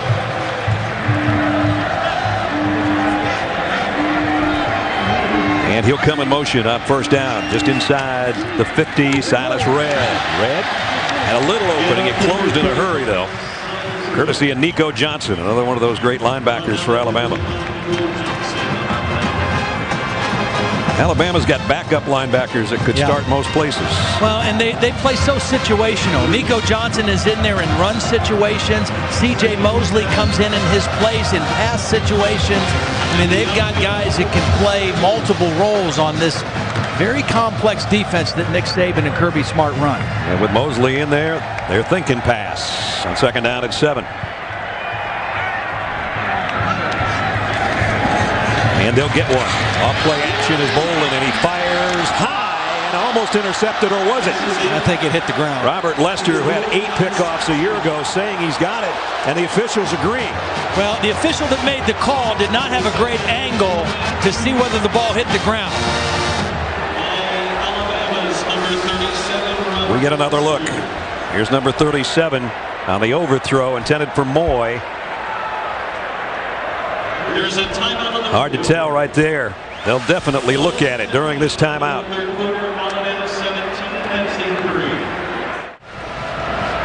After review, replay shows that the ball hit the ground. Therefore, no interception, as we told you. Here's a look the back judge had, Todd. Yeah, Steve Patrick is the back judge, and his angle looked like a clean interception because Lester did a good job getting his arms under it. But from this angle, you can see the ball clearly bounced off of the turf, into his chest. So again, that's why we have the replay. And it worked again. Yep, sure did. Robert Lester, who was an intercepting machine a year ago, thought he had another one there. Sometimes I think those guys actually think they have the interception because it happens so fast. Yeah. You don't know if the ball hit the ground or your elbow. Well, for the 7th time now, Penn State 3rd and 7 or more. They're 2 of 6 in that situation so far tonight. 4 receivers here for Bolden. Alabama thinking about bringing pressure off the corner, and they do. Look out. Bolden got rid of it. C.J. Mosley comes up with a football. This one might be an interception. Apparently it is. It was Robert Lester, beg your pardon, the guy that just about had the other one. This time he's got it, I guess. Well, because of the pressure, Bolden was not able to step into this throw, and he threw it behind his intended receiver. And Lester, who had 8 interceptions a year ago and thought he had one a minute ago, that's a better catch than the other one. Comes up with this one. But see, there's the pressure that forced the underthrow. Previous play of interception is under further review. I don't know. We might have the same thing happen. Jeez. They'll take a look at it. We'll take about 10 more looks at it while you take a timeout with us with 12:09 remaining in the 3rd. Robert Lester's a really good safety, and he led the SEC in interceptions and number 2 in the country last year, but I think we're going to have to take another one away from him, Ledge. After review, the ruling on the field is the ball did hit the ground. Therefore, it's an incomplete pass. Ball wow. Replaced at the +47. It'll be 4th down. Penn State's living right. Robert Lester's not, but you're going to see as Bolden is peppered as he got rid of the ball. Watch the bounce right there. Well, and see, that's the situation that Penn State found themselves in last year down in Tuscaloosa. As you take another look at this There's play. The ball. There's the ball coming out right there on the ground. And then into the waiting hands for the 2nd time of number 37. 3rd and 7 plus. Yep. A creative pressure by the Alabama defense. They hit the quarterback. The ball's underthrown. And in this case, it was not an interception. One thing we know for sure, Robert Lester has a nose for the ball. He really does. You know? And he's got really good hands. Yeah. And his acting skills are exceptional. Fair to punt. Marquise Mays camps under it and lets it go. Can Penn State get to it? Nope, not before it got to the end zone. So Alabama and A.J. McCarron will take over at the 20-yard line. Now the new season of Dancing with the Stars premieres Monday, September 19th, 8 o'clock 7 Central on ABC, with our most surprising cast ever, including soccer goalie Hope Solo and L.A. Laker Ron Artest. I don't know if he'll be meta world peace by then or not, but I know that I've lost my wife now until sometime in the spring on Monday nights. Big fan is Nancy. Oh boy. Yes, you ever. 1st and 10, Alabama. 12 minutes to go in the 3rd. They lead by 2 touchdowns. McCarron, quick slant to Marquise Mays, and he got about 3 is all. They bottled him up pretty good. He had a long reception early in the ball game. Well, you know, I think they've done a pretty good job on Mays and a pretty good job on Richardson. I just don't think Tom Bradley and the defensive staff expected McCarron to play with as much poise as he's played with so far. The Andrew White, who doesn't have a catch, is a motion man. Now he brings Michael Williams out there with him to the top of your screen. Smelly comes down as a tight end on the left. They've got them all spread out. They go to Richardson, and he's dropped for no gain. Jordan Hill made the play. Holly? Guys, after last week's game, Coach Nick Saban of Alabama was critical that they didn't have more explosive plays. You know, they're missing that home run threat in Julio Jones, but they were hoping that they could get Darius Hanks back. He will be reinstated next week. He had to miss 2 games because he played 4 games his freshman year and didn't take medical redshirt. So he'll be back. 32 catches a year ago, and they're hopeful that Duron Carter can clear out his academic situation, that they can get documents that will certify him. So they're looking for some more home run threats. They just don't have them quite yet. Yeah, they got a 3rd and 7. 3-man rush against McCarron. He's in trouble, and he's just got to throw it away. Yeah, Penn State won on that play. They confused him. They only rushed 3, which means they dropped 8. And A.J. McCarron had nowhere to go with the football. Good call by Tom Bradley on that 3rd down play. 2nd straight 3 and out by Scrappy's defensive group for Penn State. So it'll bring out Mandel to punt again. And again, Penn State looks to get excellent field position. Again, a mile in the air, but short. And the field position, as Todd said, will be good by Justin Brown at the 46-yard line. He hit it about 50 yards in the air, but only 31 yards downfield. Penn State on offense down 2 touchdowns when we come back. ESPN's College Football on ABC. Brought to you by Pacific Life. For insurance, annuities, and investments, choose Pacific Life, the power to help you succeed. And Chevrolet. It's the Chevy season of doing. Get to your Chevy dealer today and get the truck that does it all. Matt McGloin's back in at quarterback for Penn State, either by design or by the fact that Rob Bolden got whacked that last time he threw a pass by C.J. Mosley. At any rate, at the 46-yard line, this is about as good a field position as you're going to get if you're a Nittany Lion. And here is McGloin off play action, firing and almost intercepted again. This one would have been Daquan Menzies. Not sure who he was throwing that one to. He had Beecham out in the flat, his back. Had the wide receiver running down the sideline. He kind of threw it right in between 2 of them. So I'm not sure who he was going for here. Looks like maybe Joe Suey. He was the closest guy to it. And almost to Menzie. McGloin is 0 for 4.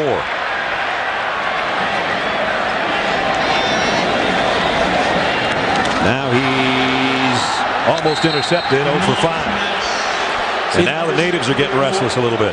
The longest play that Penn State has had from scrimmage today has been 15 yards, which suggests that Alabama does not think that these receivers can run by him and make a big play stretching the field. So they are really clamped down on all the short routes. Now that slant route is good if the corner is off and you've got some space. It's not good when they're right up in the guy's grill, and that's how they're covering the receivers here in the ball game today. And Joe can barely stand to look at a 3rd and 10. McGloin in the shotgun. Gonna throw long. And Moy almost had it. Incomplete. Will Lowry was back there. Not a badly thrown ball, but 2 defenders back there. Well, it was a well-thrown ball, and Moy beat the corner, but the safety, Lowry, is the guy who made the play. He came over to help the corner, Milner, who was beat, and knocked the ball loose. And that's what you want your free safety to do as a helper. And the Nittany Lions wasted tremendous field position. Of course, if they pin Alabama down inside the 10 on this punt from Farah, that'll be okay, I guess. But Marquise Mays waits on the other end near the 15-yard line.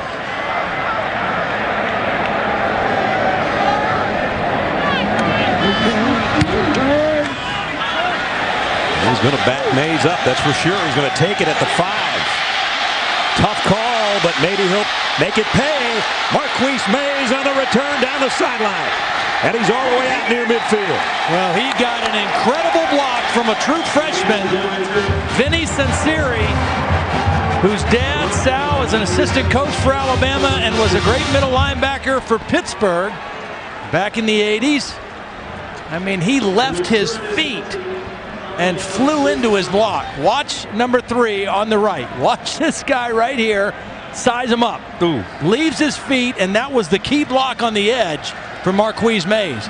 A 49-yard punt, but a 45-yard return. I was like you. When he fielded it on the 5, you're like, that's a mistake. Yep. You know, but he got a couple big-time blocks. And so now it's Alabama with great field position to start this drive with just under 10 minutes remaining in the 3rd quarter and a 2-touchdown lead.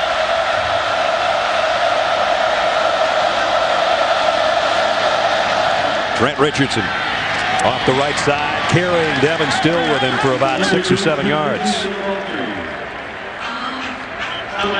Alabama coaches telling us last night, watch number 3 on special teams. Yep. He had a couple of vicious hits on kick coverage last week in the opening win over Kent State, and his block just set up Mays on a great punt return. You see that hometown Tuscaloosa. He finished up high school there. He was in Charlotte, North Carolina, because his dad was coaching with the Panthers before he went to Alabama. 2nd down and 3. Brandon Gibson in motion. And they'll just work Trent Richardson now. And he's got a 1st down. down, and he's taking would-be tacklers with him again. Nick Suke finally brings him down, but he got 6 more, and we check in with Robert again. All right, Brad, Trent Richardson has all the makings of an All-American. Here's an AT&T All-America Player of the Week update. Darren Thomas, 12 completions in the first half, 5 went for touchdowns as Oregon is putting it all over Nevada 48-7 right now. You can text VOTE to take part, 55862 for a chance to a trip to the national championship. That's a nice touchdown to completion percentage. 5 scoring passes and a half. Here, A.J. McCarron's got Alabama back and Penn State's into the field, and he goes deep on the sideline and complete. Marquise Mays was the guy out there. Chaz Powell was covering. Yeah, and for the first time in the whole game, McCarron got knocked down. I mean, Glenn Carson came on a blitz, hit him and knocked him down, forced the ball to be thrown out of bounds. Watch Carson, number 40, right up the middle, and this is the first time in the ball game that McCarron ended up on the ground. And one of the few incompletions that he's had as well. Right, exactly. So second down at 10. Ball at the Penn State 37. McCarron steps back in the gun, directs traffic. He's got Trent Richardson right on his right hip. Wants to throw, flushed out of the pocket. Now he's going to run with it and gets what he can and gets down. Drew Astorino took a kind of a wicked hit from friendly fire at the end of that play, but he hops up. I guess he's okay. Got leg whipped by his own guy. I think you're seeing a little bit more aggressive style right now by Tom Bradley and the Penn State defense, trying to create some pressure on A.J. McCarron. They weren't able to get him to the ground that time, but they were able to flush him from the pocket. Big third down at 7. Richardson comes out as the extra receiver in an empty backfield for McCarron. 4-man rush. He throws over the middle, and it's Norwood. Does he have the first down? I think so. If he doesn't, it's 4th down and about 3 inches. There's Tom Bradley, the defensive coordinator.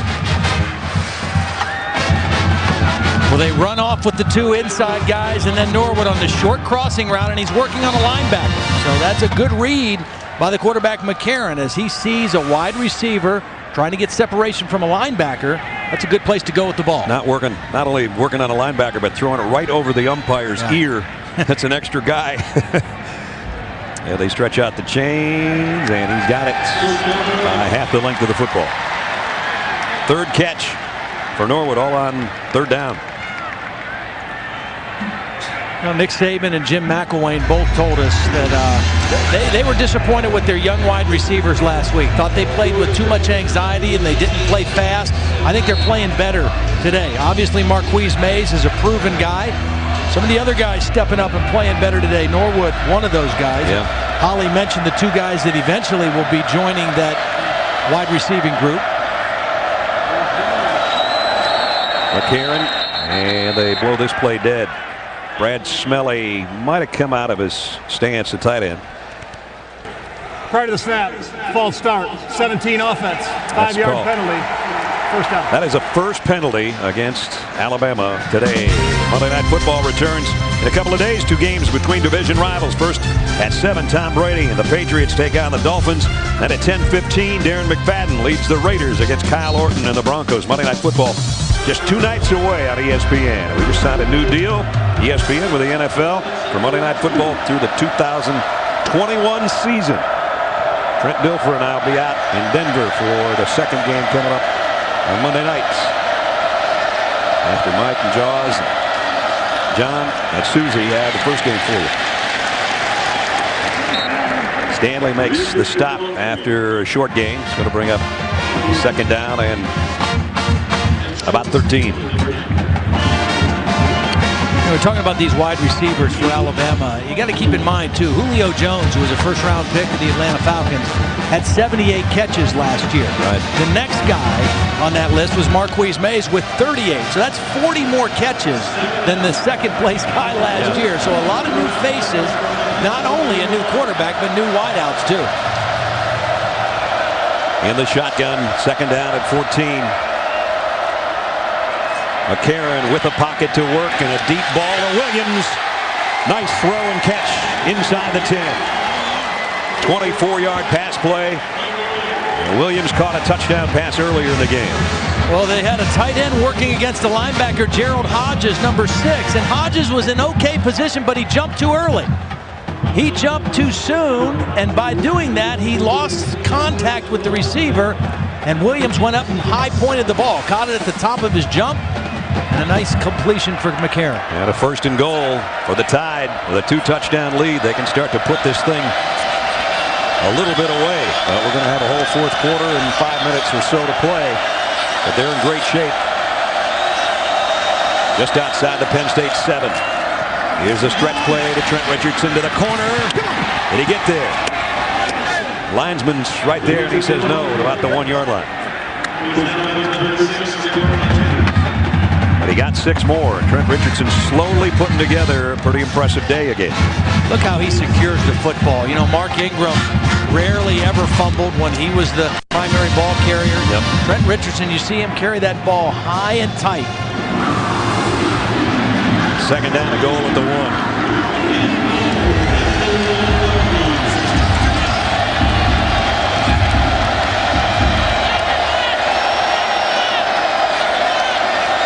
Trent Richardson's got 4 touchdowns here early in the season, and he might have 5. That's close. Just short of the goal line. He says he's in. They say no. Well, Gerald Hodges, who was beaten on the pass play, did a nice job of getting in there, getting underneath the legs of Richardson, and stopping him short of the goal line. McCarron throws, and incomplete. Chris Underwood, the tight end, got his left hand on it. Boy, that's a big difference. Now 4th down and about 2 feet. 4th and goal.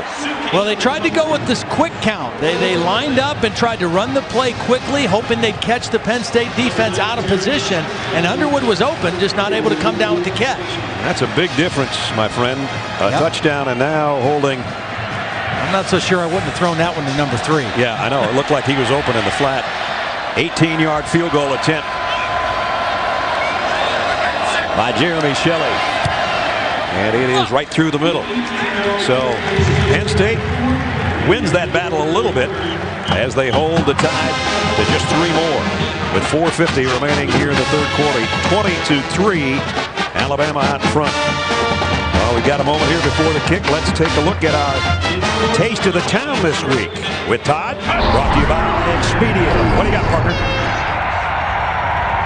When I was a student at Penn State and family and friends used to come and visit, it was customary on the morning they were leaving to head downtown and have breakfast at the Waffle Shop. Now, this place has been a landmark for over 30 years. The last 10 years, it's been owned by Pittsburgh native Greg Kite, who now is living the dream, grooming his 2 sons in the business, Greg and Zach.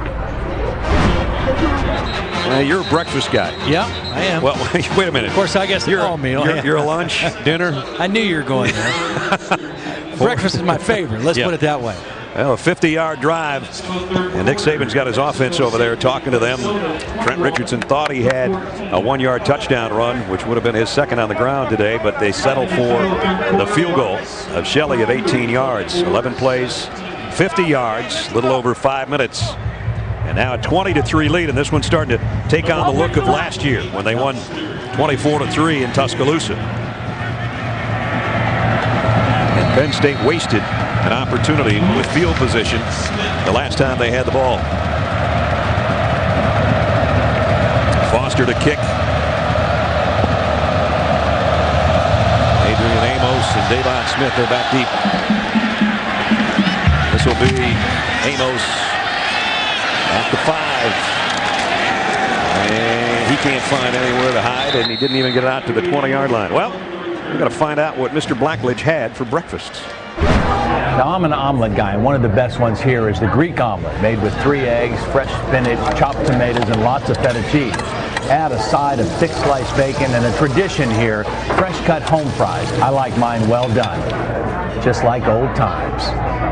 Now that's a serious plate, especially with the home fries. The home fries are tremendous. Did you eat all that? Every bit of it. And fresh squeezed orange juice, and it was outstanding. Oh, boy. Right on the ground, and Bolden back in at quarterback.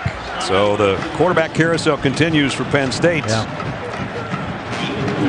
Bolden was so good in the first drive, and then everything's just been real iffy between either one of them, he or McGloin, since then. Well, again, this is quite possibly the best defense in college football. Yeah. You know, they thought the defense they had in 2009 when they won the national championship may have been the best that they'd had at Alabama. They think this one could be better. 10 starters returned from last year. Here's Bolden off play action.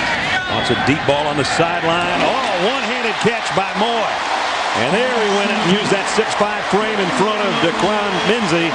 And a pickup of 27. Longest play of the day for Penn State. See, sometimes you're not going to be wide open, and you got to go up and make a play. And that's what Derek Moy did. And that's what I think Joe Paterno at halftime was kind of frustrated about. He said, we got some talented guys. They're not playing aggressive enough. And that was an aggressive play by a talented guy, Derek Moy. That baby might make top 10 plays of the day as far as catches anyway. And a first down at the 47 now. Penn State, pump fake by Bolden. He's going to go deep again on the sideline. And this one, he underthrew that. I don't know why he threw that one so short. The pump fake isolated his guy one-on-one, and then he just kind of short-armed this for Moy again. See, the pump fake is going to freeze the safety, and that's going to leave single coverage on the backside, but then he underthrows this ball. If he throws it out in front of Moy, he catches it again. Not only didn't get the completion, he got his wide receiver whacked at the end of the play. See, sometimes you purposely underthrow that fade if the coverage is too good. That time he had his man beat. That's got to be thrown down the field. Second down and 10 at the 47. Now draw play. Silas Red hasn't been able to get anything going since early in the ball game. Let's check in with Robert Flores. Robert. Hey, Brad, South Carolina's trying to beat Georgia in consecutive seasons for the first time since 2000-2001. This might help. Fake punt. Melvin Ingram, 68 yards.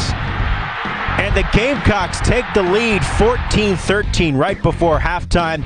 Look at Virginia Tech, ranked number 11, tied with East Carolina late in the third. Brad. Looks like Georgia at least playing a little better than we saw them play at the Georgia Dome last week against Boise State. Third down, 10 here for Penn State. Bolden loads it, fires, and it's complete. Justin Brown has got a first down. Good protection by the Penn State offensive line. Alabama chose to only rush 4. And Justin Brown, who is a big receiver in his own right, at 6'3", 215 pounds, makes a nice catch by the sideline. Bolden had to tuck that one in there in front of Minzy, who had decent coverage, kind of flailed with his left hand a little bit too late. And now Penn State's got something working offensively at the Alabama 41-yard line. Brandon Beecham is checked back in at tailback. He's seen limited duty so far today. They fake it to him. And Bolden loads and goes long. And this one's intercepted by Mark Barron. Again underthrown, and this time the All-American safety and two-time captain was waiting on it. Well, they tried to fool Alabama with a double move. They pump fake. Derek Moy did a stop and go. And not only did he not fool the corner, Minzy, he didn't fool the safety either. Watch the pump fake and the stop and go at the top. It doesn't fool anybody, and that's a play that Rob Bolden can't throw. He's got to drop that down to the underneath route. Brandon Beecham was open as an outlet receiver, and he's got to throw it there instead of taking a chance against two excellent defenders. Mark Barron, one of the best in the country, has his 11th career interception. Gives it back to his offense at the 9-yard line. A little over 2 minutes to go, third quarter. Alabama in command, 20-3.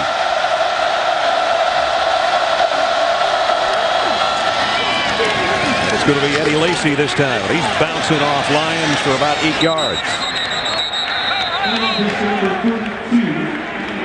So Richardson, who's got over 75 yards on the ground, giving way to Lacy in this particular set.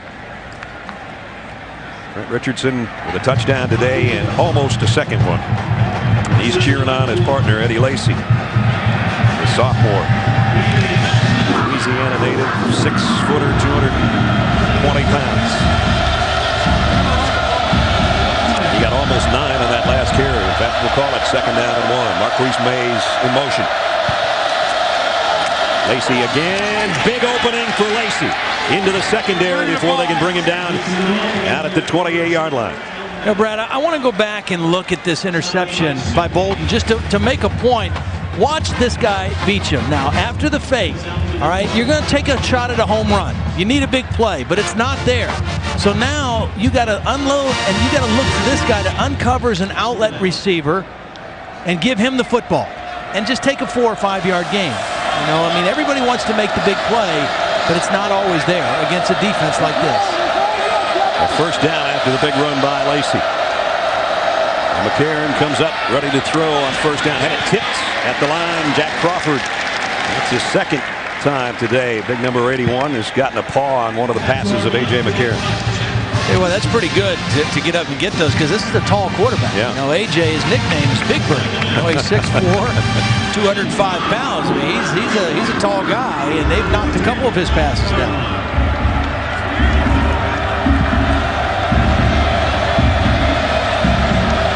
Just over a minute remaining in the third quarter. Second down and 10 from the 29 for Alabama.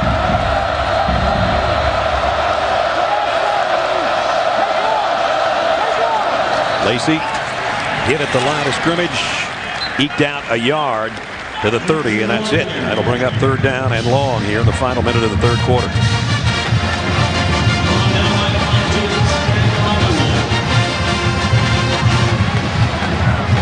Almost lost a tire.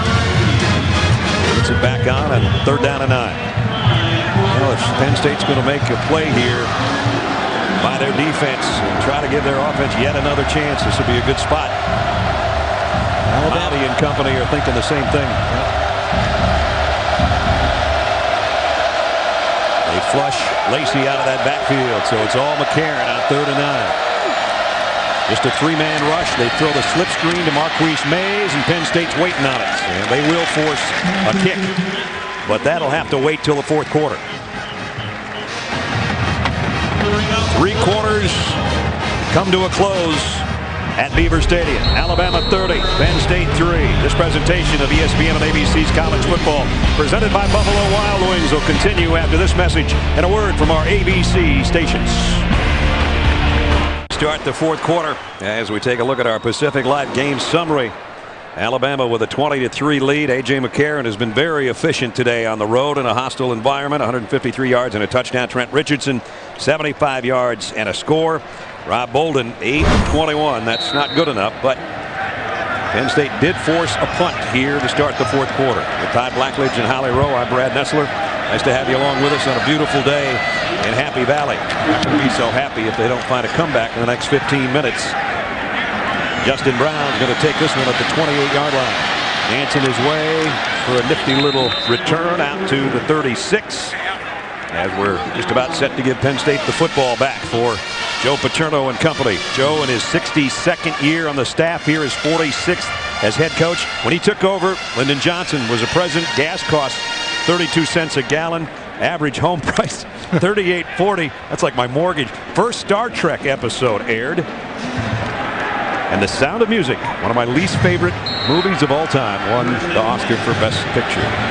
Least favorite?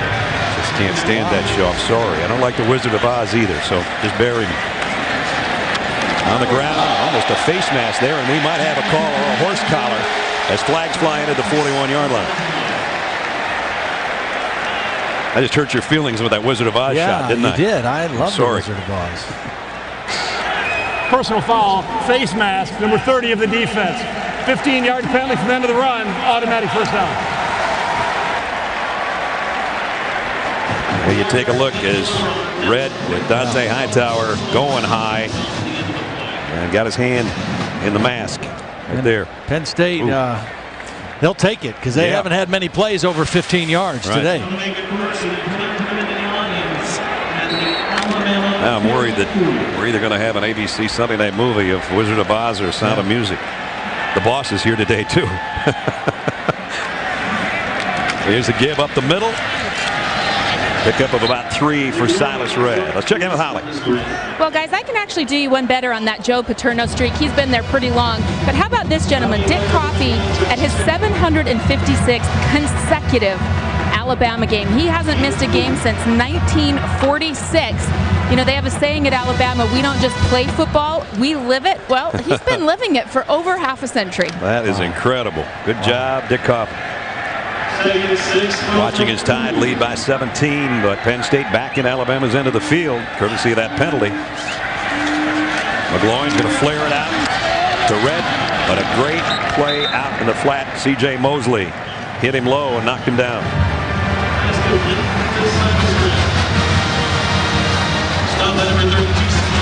Time is of the essence right now. 13 and a half to go. Penn State trailing. They need some scores in kind of a hurry here. Holding on the sideline, McGloin at the controls.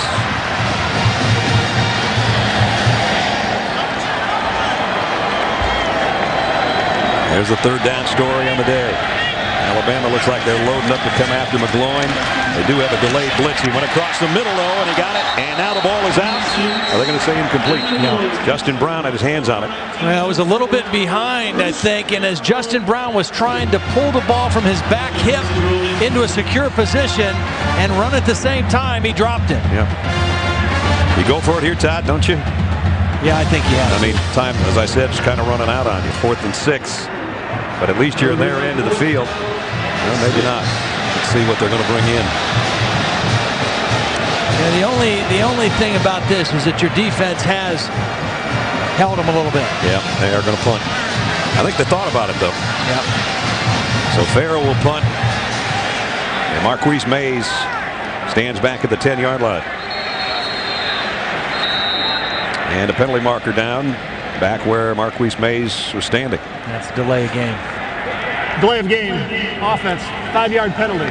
Still 4th down. Let's give Farrah a little more room to work if he's going to tuck one inside the 10.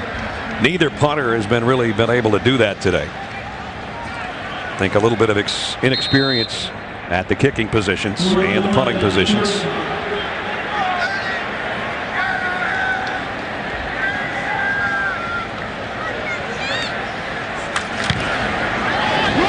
Hangs this punt up. Bounces at the 5, but again, coverage team can't get down there and take a wicked bounce. 45-yard punt. It's a touchback, though. And it'll be 20-yard line for Alabama. Joe Pa looking on. Only 13 minutes to go. The Tide and their fans like what they see. Tonight, the Wolverines play under the lights for the first time ever at the Big House as they take on the Fighting Irish of Notre Dame. College football presented by Hampton Hotels on ESPN and ESPN3 tonight, 8 o'clock Eastern time. And that should be interesting. Our colleague Desmond Howard, it's his night. It's 20th anniversary of his great catch that set up his Heisman Trophy. Des had his family there, his kids on the set of game day today. College Football Hall of Famer. Here's Trent Richardson. And Richardson's going to fight his way for almost 8 yards, and they still have not taken him down. The crimson and white of Alabama and the navy and white of Penn State. If you want one of those fancy uniforms that look like Power Rangers, ain't happening here. I love these uniforms. And, you know, a lot of people like changing uniforms, and Penn State changed their uniforms this year. How much? Well, they used to have the white trim, and then they went back to just a straight blue. So they changed, you know. Was that for the better? Yeah, I think so. I think it's classy looking. I love it. The white border got too big. Was that what they said? It was a little too fancy. Yeah.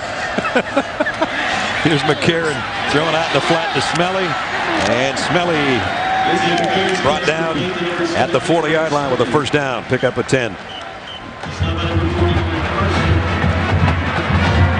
Joe Paterno. He's been here for all those navy and whites. The white socks and the black shoes. As only Joe can wear. We haven't had a chance to see his white socks and his rolled up pant legs. See, he always used to tell us, you know, if everybody had plain uniforms, we'd have stars and stripes and all kind of stuff. I don't know if he really meant that or not. Oh, boy. All I know is you turn the TV on and see these two uniforms. You know who you're playing. That's exactly right. We don't even have to have the thing on the bottom that says Alabama Penn State. Here's an end around from Marquise Mays, and nice job by Michael Mouty first to smell that one out and bring them down.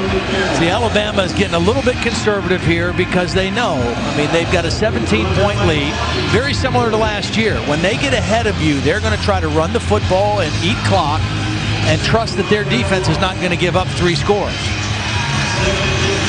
The way their defense is played, they may not give up even another field goal before this one's over.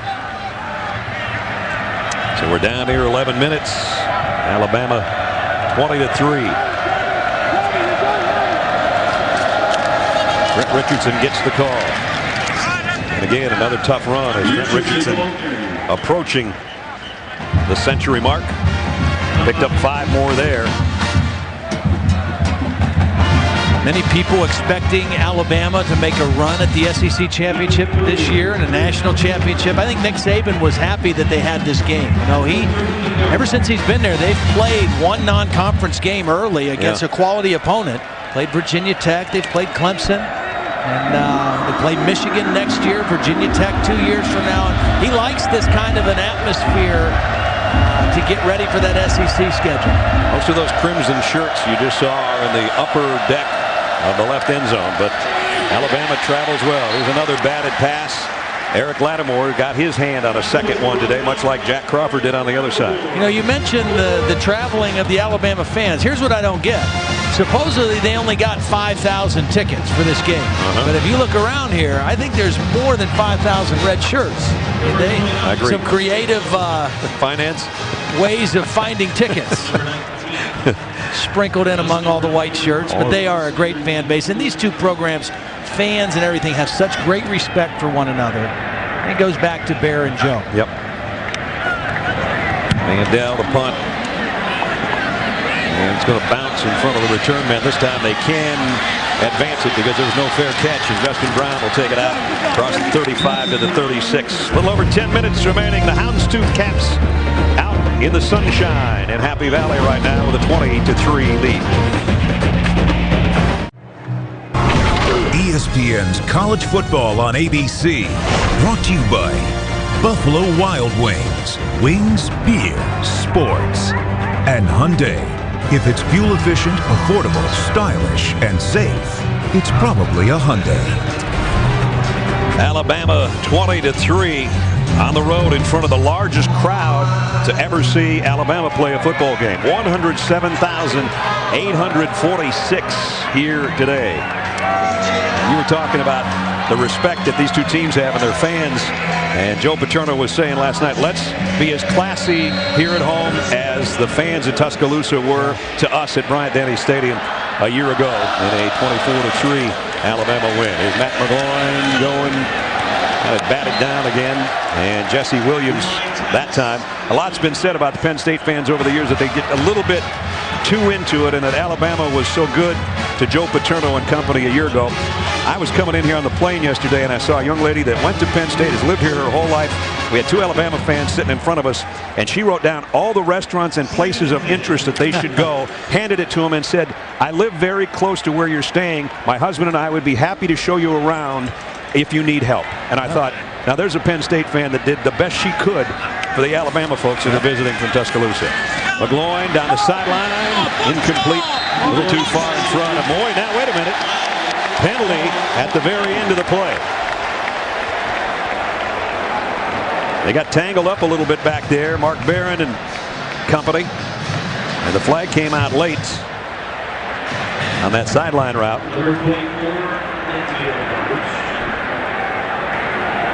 Pass interference on the defense, number 21. It's a 15-yard penalty for the previous spot. Automatic first down. It's a big play, too, on a penalty. And Alabama hasn't had many penalties today, that's for sure. That's only the 3rd, but it gives Penn State a first down. Well, Dre Kirkpatrick, again, he's a big corner at 6'3", and he got a last push in there as the ball was in the air. It wasn't a lot, but the fact that the ball was in the air when he made contact is what drew the flag. Yeah, the side judge was backpedaling. He was trying to get that flag out of his pocket. That's why it appeared to come in a little bit late. So first down for the Nittany Lions, again in Alabama territory at the 49-yard line. The time is running out on him. 10 minutes to play. McGloin pumps one way. In the pocket, scrambles around. Now he's just got to get rid of it. And while he does that, we go to Robert Flores. Robert. Brad, yellow flags there, checkered flags in Richmond. Tonight, 7 Eastern, right here on ABC. Jeff Gordon coming off a win Tuesday in Atlanta, leading the field as the Sprint Cup Series is in Richmond. Chase playoffs right around the corner in NASCAR. Brad.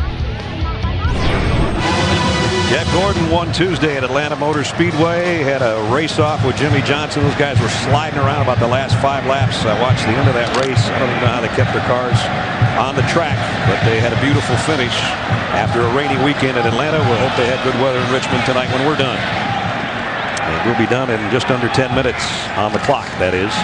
Here's a sprint draw to Beecham. And he goes for 8 or 9. You know, we just put that graphic up the last 2 years. Alabama's outscored Penn State 41-6. But we can go back even further. Counting today's game, the last 6 times that Penn State has played Alabama, they've scored 47 points. Penn State has. And that equates to about 7.8 points per game. So scoring against Alabama's defense for Penn State has been difficult the last several times they've played. If there's any hope, Todd, it's right here. Yep. You got to convert. You got to get a touchdown at the end of this drive. Down 17. And straight ahead, Beecham's got it. They faked the end around after they went straight ahead. And he has the first down at about the 38-yard line. So the fans are trying to stay in it. Still cheering on their Nittany Lions. They come off a 2010 campaign last year of 7-6 and just 500 in the Big Ten. Well, you've got under 9 minutes to play now, and you've got to score 3 times. So there has to be a little more sense of urgency out of the Penn State sideline, huddle, everything, because you need 3 scores against a team that we've already said doesn't give up points too easily. Nittany Lions' deepest penetration has been the Alabama 26, so if they get a first down here, they'll be right around the closest they've been to the goal line. Here is an end around. Davon Smith, he's got McGloin out as a blocker, and he lost the ball, and Barron, does he have it? Alabama looked to get their hands on it first, and they have it.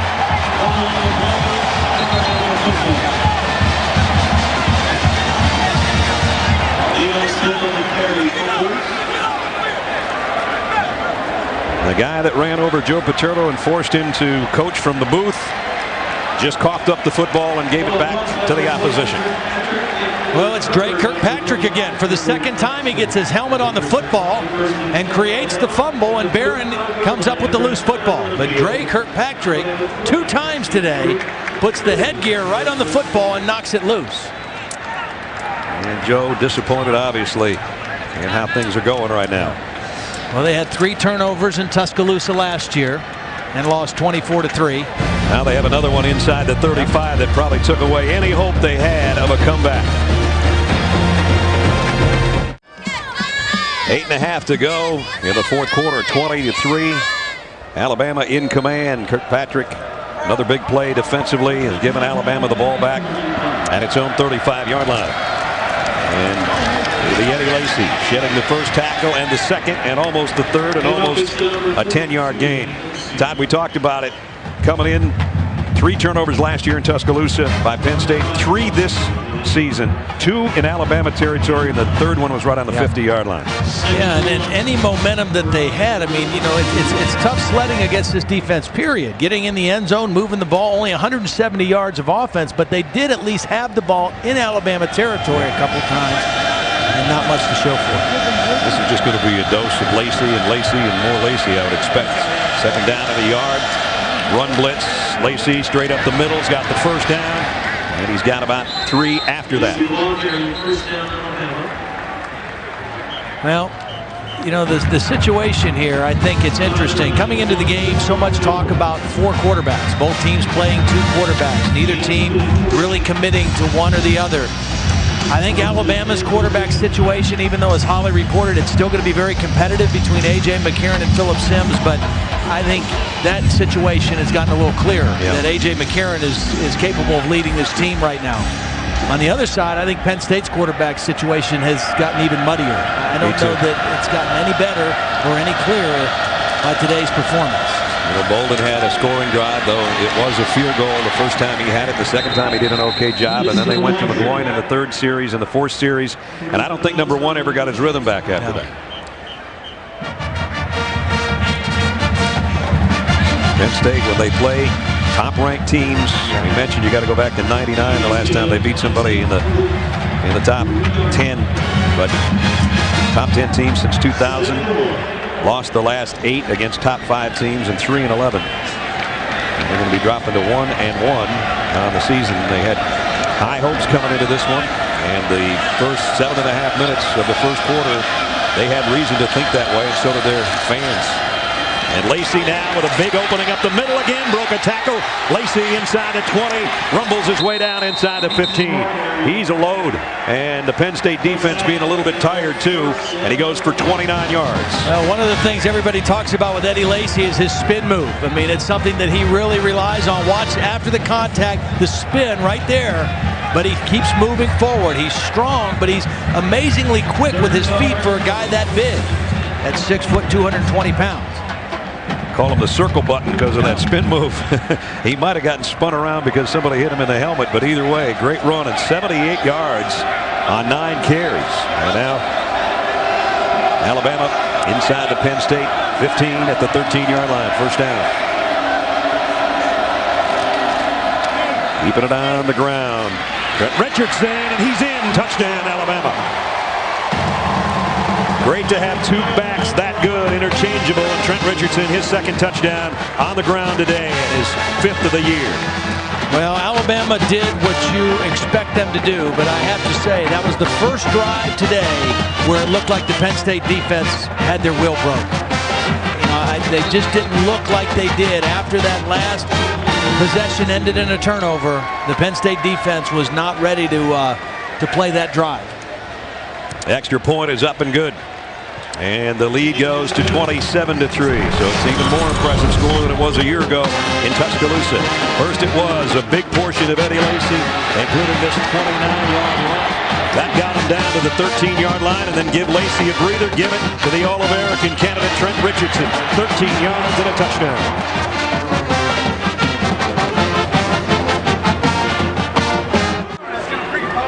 Trent Richardson over 100 yards now with his second touchdown. It's 27-3, 6:14 remaining in the ball game. Nick Saban told us yesterday, turnover margin and explosive play is the difference in most games. Yeah, it really is, and that comes from his NFL background. Those are the two statistical categories that mean the most and explain most games. And as you look at today's game, clearly Alabama has the upper hand.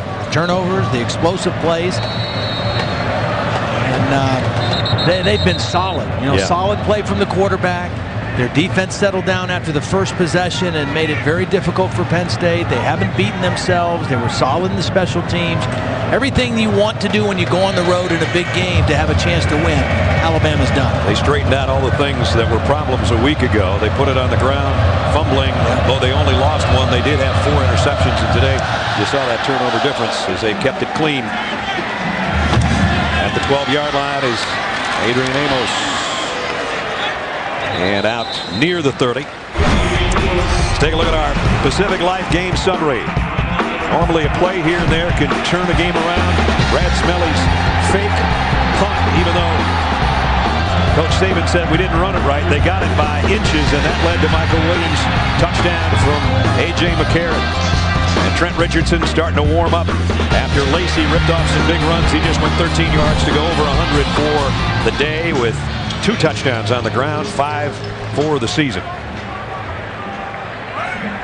And McGloin still rather Bolden now back in at quarterback. And he goes down the middle and got it complete to Allen Robinson, the freshman. That's his first catch.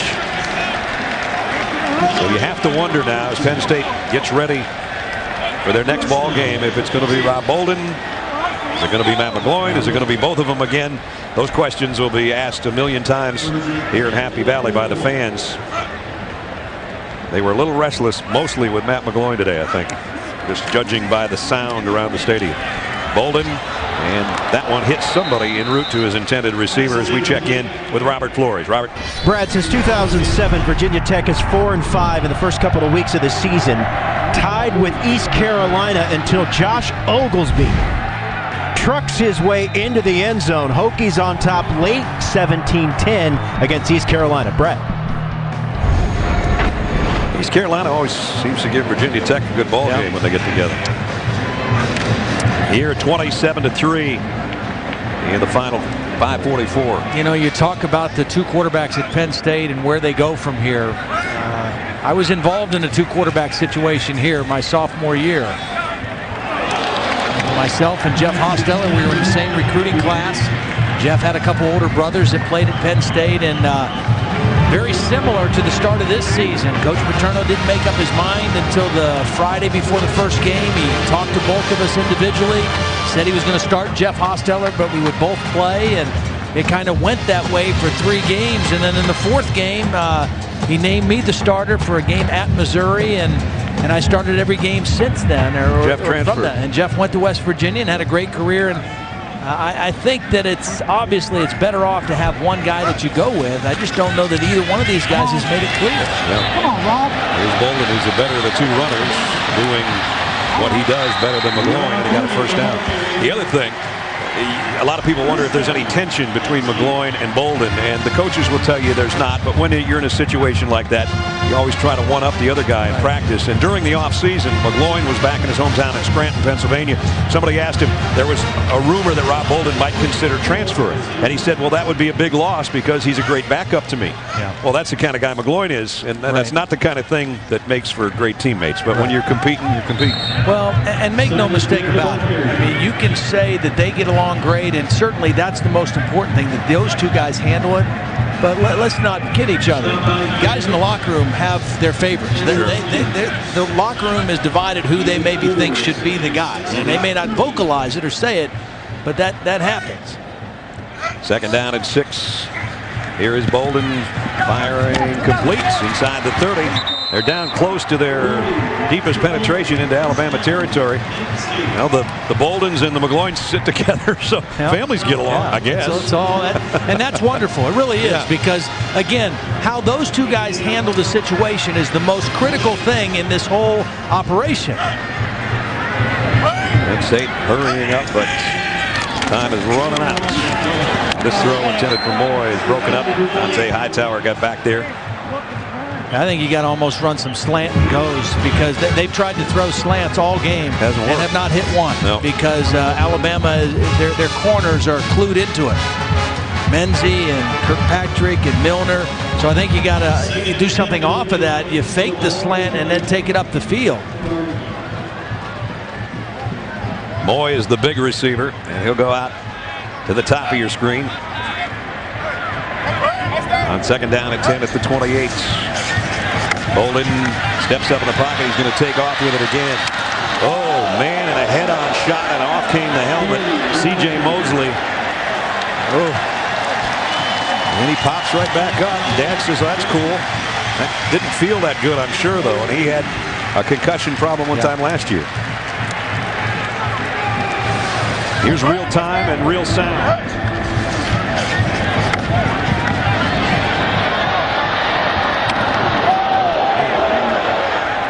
I got to give him credit for popping up as quickly as he did. And the give and another collision, but it's going to be a first down run for Silas Red. Right now, Alabama, I mean, they obviously don't want to give up any more points, and so they're not going to play prevent or anything like that. But they're more than happy to let Penn State keep running the football and eating up all the clock, and not leaving themselves any time if they would get the ball back. You saw Kirby Smart, the highly respected defensive coordinator, right there near Nick Saban, and right now he'd like to pitch the touchdown shutout.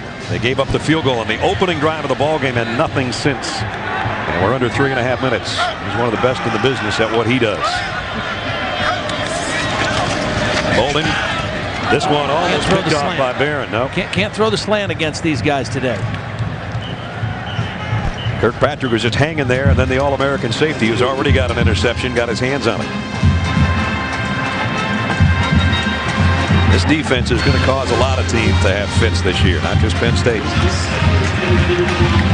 This is just adding to the total yardage a little bit for Penn State, but it really doesn't matter right now.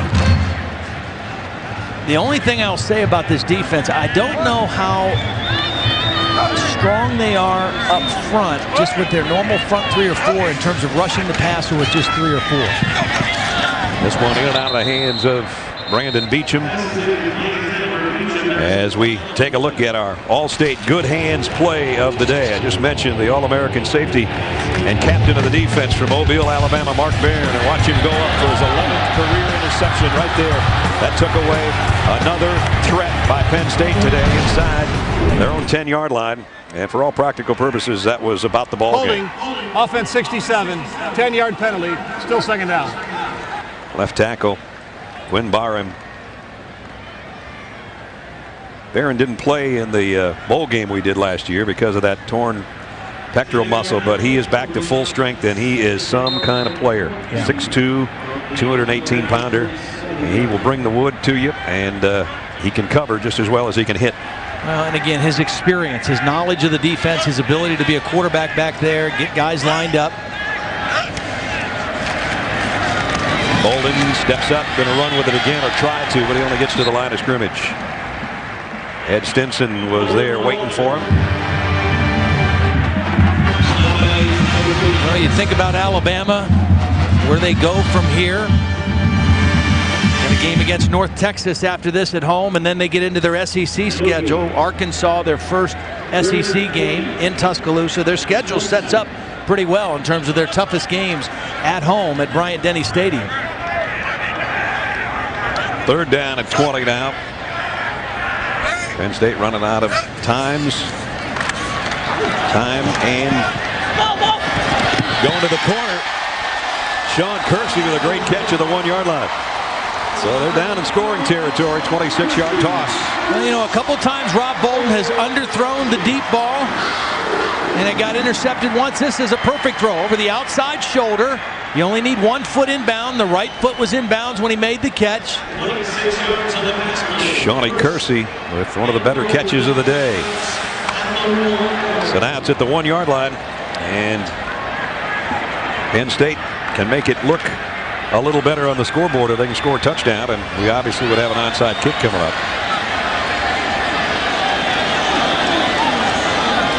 Bolden looking to the sideline. I don't know what's going on here. Somebody's got to call timeout.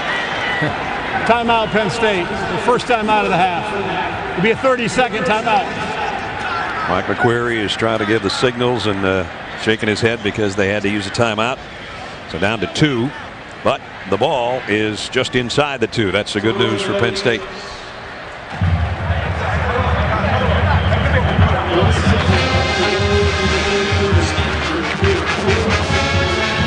We mentioned Alabama's schedule. Todd said it sets up pretty nicely for them.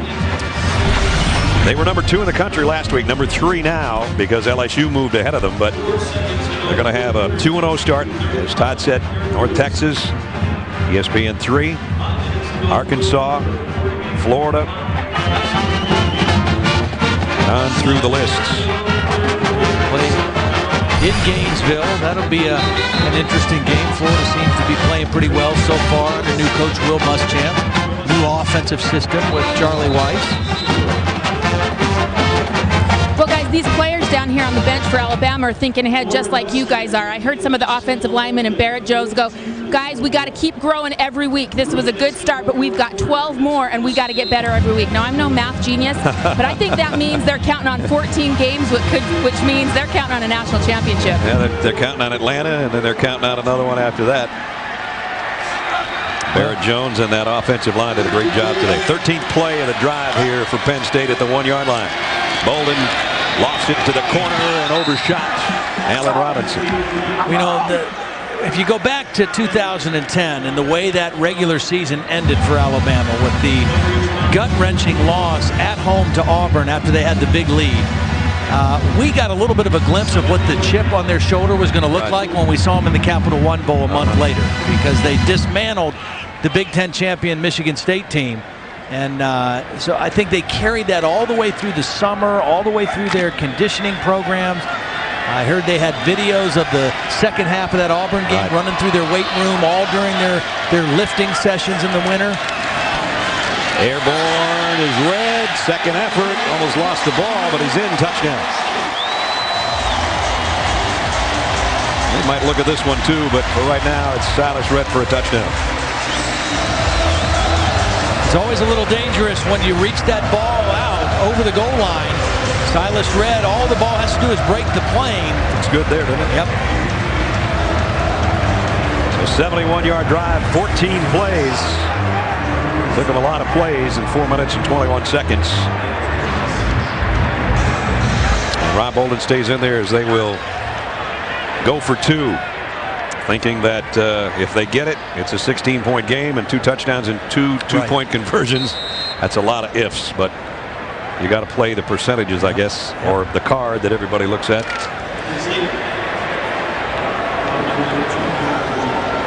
So let's see if they can pick up the 2-point conversion and then the onside kick that'll be upcoming. Bolden might run for this one. Dives and got it. Nice quick decision by Rob Bolden. I think the one thing I've seen out of him today that is a dramatic improvement from when he played in Tuscaloosa last year. His decision making has been quicker today. Much more decisive, throwing the ball, when to run. Took a shot at the end of this play, but this is a good decision. That clock goes off in your head. It's not open. I got to do something else, and he gets a valuable 2 points for his team. He's taking some big shots today, too. And that one, I think it was his right calf or something as he was diving. He grabs his leg, but he did get the 2, and now we'll have an onside kick upcoming. 27-11. With 1:53 remaining in the ball game. Yeah, a lot of the crowd sticking around. Huge crowd today of 107,846.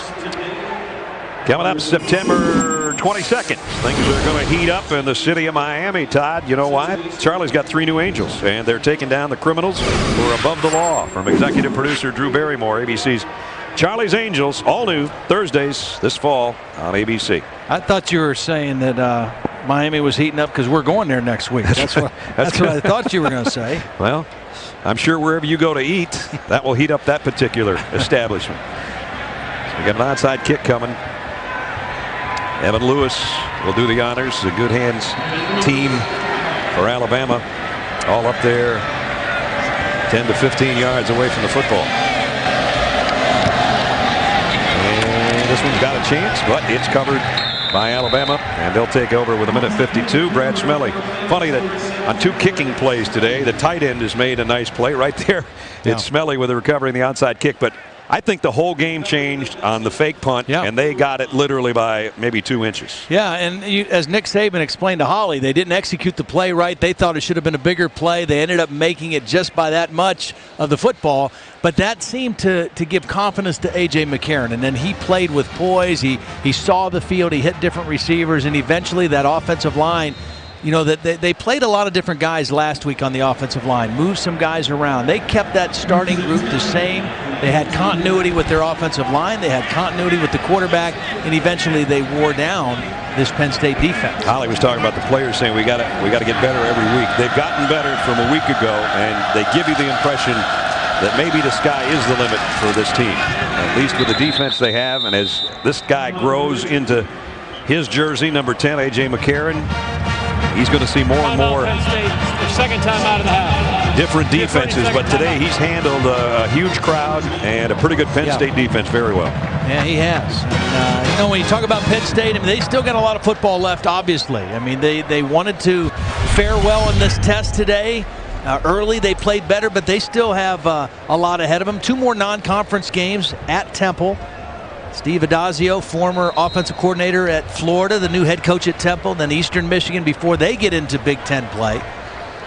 And you know, the end of their schedule is where it really heats up for them. Yeah, their last final 3 games. Yeah. And I, you know, when you get back to the quarterback situation, Joe Pa has left not left the building, but he's gone down to the locker room.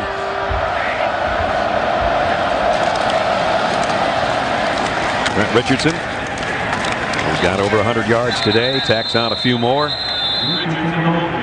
and we're down to 1:40 to go. Timeout, Penn State.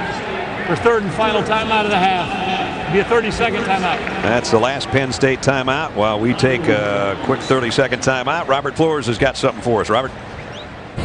Brad, coming up on ESPN history, the first night game at the Big House. Michigan quarterback Denard Robinson leading the Wolverines against Notre Dame. That's coming up 8 o'clock Eastern on ESPN. And right here on ABC, Jimmy Johnson, the five-time defending Sprint Cup champion, leading the field at Richmond.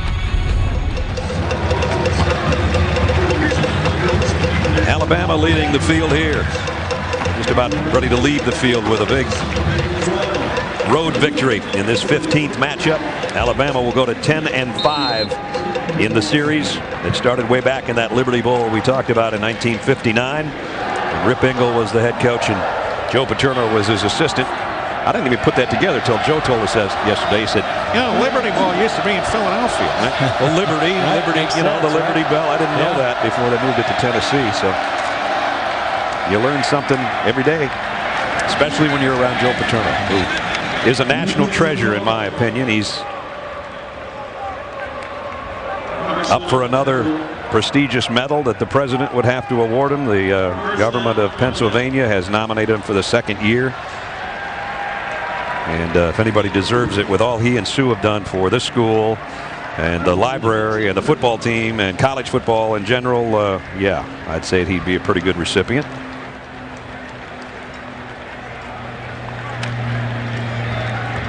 At the 35-yard line, first down. Alabama here in the final minutes with Phillip Sims cleaning up at quarterback. And Eddie Lacy, who's had a big day, puts his head down and gets in the middle. You know, talking about Joe Paterno, Nick Saban, and I mentioned earlier that Joe said if Bear Bryant was still alive, and tomorrow would have been Bear Bryant's 98th birthday on the 10th anniversary of 9/11. Those two had great respect for each other. When Nick was at Michigan State, he beat Joe twice at Penn State. And when you consider that Michigan State's only beat Penn State 4 times in the history of the program, Nick did a pretty good job against Joe there too. But we said, you know, your thoughts about Joe Paterno. And he said, you know, there's mental toughness, there's physical toughness, and there's moral toughness. And if any guy in college football's ever had the moral part of it, it's Joe Paterno with what he's done at Penn State. I thought that was nicely said by Nick. I like how he explained it too. I mean, moral toughness being doing the right thing no matter what the circumstances are. Right. And that's what Joe Paterno has been about, doing the right thing. And you know what? I think Nick Saban is doing the right thing at Alabama as well. Well, they get a big win on the road, that's for sure. They thought it would be tough, and for at least part of the game it was. But then the Alabama defense stiffened, made things very tough on the two quarterbacks of Penn State, including Rob Bolden and Matt McGloin. And it's 27-11 as we go down to Holly.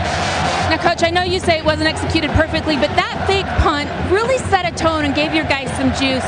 How did that really turn that first half around for you guys?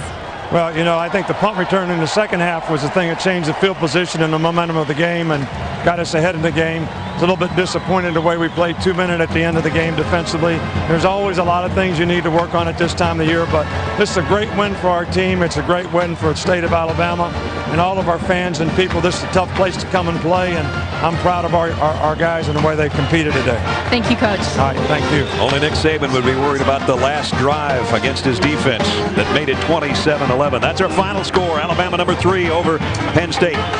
Don't forget Notre Dame and Michigan tonight on ESPN. Coming up next, NASCAR Sprint Cup Series at Richmond. For Todd Blackledge, Holly Rowe, and our entire crew, Brad Nessler saying so long from Penn State.